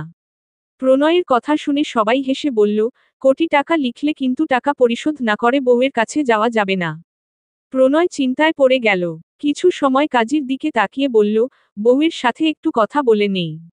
নবনীতাকে প্রণয় জিজ্ঞেস করল, পরে তোমাকে কোটি টাকা লিখে দিব, এখন আপাতত কি আমি হলেই চলবে? নবনীতা ঘোমটা সরিয়ে প্রণয়ের দিকে তাকিয়ে বলে উঠল, আমার কাবিননামায় টাকা নয়, আমি অন্য কিছু চাই। প্রণয় প্রশ্ন ছুড়বার আগেই নবনীতা বলে উঠল, কাবিননামায় প্রণয় চৌধুরীকে লিখে দিতে বলুন। প্রণয় তার সদ্য হওয়া বউয়ের দিক থেকে চোখ সরিয়ে কাজী সাহেবের দিকে তাকিয়ে বলল, লিখে দেন। বিয়ে শেষ, তবে এত মানুষের ভিড়ে নবনীতার চোখ কাউকে খুঁজছে না, কোথাও তার দেখা পাওয়া যায়নি তার পরিবারের কাউকে। তাহলে কি তারা রাগ করে আছে? নবনীতার মন খারাপ হলো। যতই হোক ফারাজের পরিবার যে ওরও পরিবার ছিল। খারাপ ভালো দুইটা সময় একমাত্র তাদের পাশে পেত, আজ তারা কেউ নেই। বুকটা কেমন ভার হয়ে আসলো। মনে হচ্ছে আর কোনোদিন সিনিয়র আপু বলে হঠাৎ কেউ পেছনে থেকে ভেসে উঠবে না। হুটহাট মন খারাপ হলে ছাদে গিয়ে কারো দুষ্টু কথা শুনে ঠোঁটে হাসি ফুটবে না। কারো নয়ন। না না, নবনীতা এইসব কি ভাবছে? কেন ভাবছে? নবনীতার হঠাৎ ভীষণ কান্না পেল, কিন্তু কেন? কার জন্য? এখন কেন এমন যন্ত্রণা হচ্ছে? নবনীতা পায়েলকে বলল শরীর খারাপ লাগছে, রুমে যাব। পায়েল নবনীতাকে রুমে নিয়ে আসলো। রুমটা বিভিন্ন ফুল দিয়ে খুব সুন্দর করে সাজানো। পায়েল নবনীতার রুম থেকে বের হতেই এক ঝটকায় ওকে কেউ কোলে তুলে নিল। এই জিসান, কি করছো? নামাও, পড়ে যাব তো। তুমি ইতকাল বললে তুলে নিয়ে যেতে, তাই তুলে নিয়ে যাচ্ছি। একক উদ্ধৃতি চিহ্ন। পায়েল খিল ঘুষি মারছে, তাতে কোনো লাভ হয়নি। জিসান তুলে নিয়ে যেতে যেতে প্রণয়কে কল দিয়ে বলল, তোর বোনকে তুলে নিয়ে যাচ্ছি, 1 সপ্তাহ পর ফিরে আসব। প্রণয়কে কিছু বলার সুযোগ না দিয়ে কল কেটে গাড়িতে বসিয়ে হাত পা বাঁধল। হাত পা কেন বাঁধছ? আরে তুলে নিয়ে যাচ্ছি না। জিসানের পাগলামো দেখে পায়েল খিলখিল করে হেসে উঠল। জিসান পায়েলের দিকে রাগী দৃষ্টিতে তাকিয়ে বলল, মেরে ফেলার প্ল্যান করেছ নাকি এয়ার আন্ডারস্কোর আলভি রূপার পেছনে পেছনে ঘুরঘুর করছে। রূপা রেগে পেছনে ফিরে বলে উঠল, এভাবে 1 মাস ঘুরঘুর করার পর আমি অ্যাকসেপ্ট করব? অনেক ঝালিয়েছ আমাকে। 1 মাস তো অনেক দেরি, প্লিজ একটু কমিয়ে নাও। ঠিক আছে 29 দিন। রূপাইয়ে জাননন। সর, আজ আসছে জান বলতে। একক উদ্ধৃতি চিহ্ন। সত্যি 29 দিন? 29 দিন মানে 29 দিন। ঠিক, তবে মাঝে মধ্যে একটু জড়িয়ে চুমু। লোকে ঠিকই বলে বসতে দিলে শুতে চায়। আমি শুতে কখন চাইলাম? এটা তো পরের বিষয়। আন্ডারস্কোর নবনীতা ফারাজের মোবাইলে কয়েকবার কল দিল, মোবাইল বন্ধ। নবনীতা দৌড়ে ব্যালকনিতে এসে রাস্তায় তাকালো। আবছা আলোয় কারো দাঁড়িয়ে থাকা দেখে নবনীতার বুক কেঁপে উঠল। দ্রুত সে নিচে নেমে আসলো। দৌড়ে রাস্তায় গিয়ে দাঁড়াতেই ফারাজকে দেখে শান্ত হলো। ফারাজ এক দৃষ্টিতে তাকিয়ে রইল তার সিনিয়র বউয়ের দিকে। কত শখ ছিল নিজের পছন্দ মতো সাজাবে, আজ সেজেছে তো ঠিক তার মন মতো। আপনাকে ঠিক বউ লাগছে নবনীতা, তবে আমার না। নবনীতা এগিয়ে এসে বলল, বাড়িতে আসলে না কেন? মিস করেছেন? থুর, আমিও না পাগল, আমাকে কেন মিস করবেন? তবে খেয়াল করেছেন? নবনীতা আবার বলে উঠল, তোমাকে অনেকটা দুর্বল মনে হচ্ছে। একক উদ্ধৃতি চিহ্ন। আপনার মতো নিজেকে খেয়াল করতে পারি না, তাই বুঝতে পারছি না। একক উদ্ধৃতি চিহ্ন। হেয়ালি করো না ফারাজ, তুমি ঠিক আছো? ফারাজের ভীষণ হাসি পেল নবনীতার কথা শুনে। ফারাজ নবনীতার হাতে একটা ডায়েরি ধরিয়ে দিয়ে বলল, এটাই আমাদের শেষ প্রণয়, তারপর আর কখনো দ্বিতীয় প্রণয় হবে না। এটাই শেষ, এটাই ছিল শুরু। একক উদ্ধৃতি চিহ্ন। নবনীতা ডায়েরির উপরে খুব সুন্দর করে লেখা দেখল, শেষ প্রণয়। তাহলে নবনীতার প্রণয়টা আসলে কার সাথে ঘটেছিল? ফারাজ নাকি প্রণয়? ফারাজের জন্য কেন কত কষ্ট হচ্ছে? ফারাজ নবনীতার কপাল থেকে টিপটা তুলে নিয়ে বলল, এখন আমার লাগছে, আমার সিনিয়র বউ। ফারাজ আবার নবনীতার কপালে টিপটা পরিয়ে বলল, তবে আপনি তো আমার না। নবনীতা আহত দৃষ্টিতে তাকিয়ে রইল। ফারাজ নবনীতার দিকে তাকিয়ে একটা মলিন হাসি দিয়ে বলল, আমাদের শেষ প্রণয় হয়ে গেছে, এবার বিদায়ের পালা। ফরাজ চলে যাচ্ছে, নবনীতা ফিসফিস করে বলে উঠল, নিজের খেয়াল রেখো। নবনীতার না বলা কথাও যে তার জুনিয়র ফারাজ বুঝতে পারে। এক বুক কথাকে ঘুম পাড়িয়ে ফারাজ বলে উঠল, মৃত মানুষ দেখেছেন নবনীতা? মৃত মানুষের কি আলাদা করে নিজের খেয়াল রাখতে হয়? না কেউ রাখে। নবনীতার কাঁধে কারো হাত পেতেই নবনীতা পেছনে ফিরে প্রণয়কে দেখল। নবনীতার ছলছল চোখ আড়াল করতে চাইল। প্রণয় নিজেই নবনীতার চোখ মুছে দিল। ডায়েরির দিকে তাকিয়ে বলল, কবি বলেছেন একটা ত্রিকোণ ভালোবাসায় একজন কষ্ট পায় আর 2 জন পূর্ণতা, তাহলে এটাই কি কোন কিছু ভুল হয়ে গেল বেলিফুল? নবনীতা মাথা নিচু করে নিতেই প্রণয় আবার বলে উঠল, ভালোবাসা কখনো কখনো অপূর্ণতাতেই বেশি সুন্দর। নবনীতা আর চোখে রাস্তার দিকে তাকালো। হাওয়ার মতো ফারাজও মিশে গেছে রাস্তার সাথে, কোথাও নেই। নবনীতা চোখ মুছে প্রণয়ের দিকে তাকিয়ে বলল, শেষ প্রণয় বলতে কিছু হয় না, প্রণয় বারবার হয়। সে আমার প্রিয় জুনিয়র, তার কষ্ট আমাকে কাঁদায়। একক উদ্ধৃতি চিহ্ন। প্রণয় বুঝদার স্বামীর মতো মাথা নেড়ে বলল, আমি বুঝতে পেরেছি, চলো 1 কাপ চা খেয়ে আসি। নবনীতা প্রণয়ের হাতে হাত রেখে বলল, চলেন। শেষ প্রণয় বলতে কিছু নেই, প্রণয় বারবার হয়। সমাপ্ত। ভুল ত্রুটি মার্জনীয়।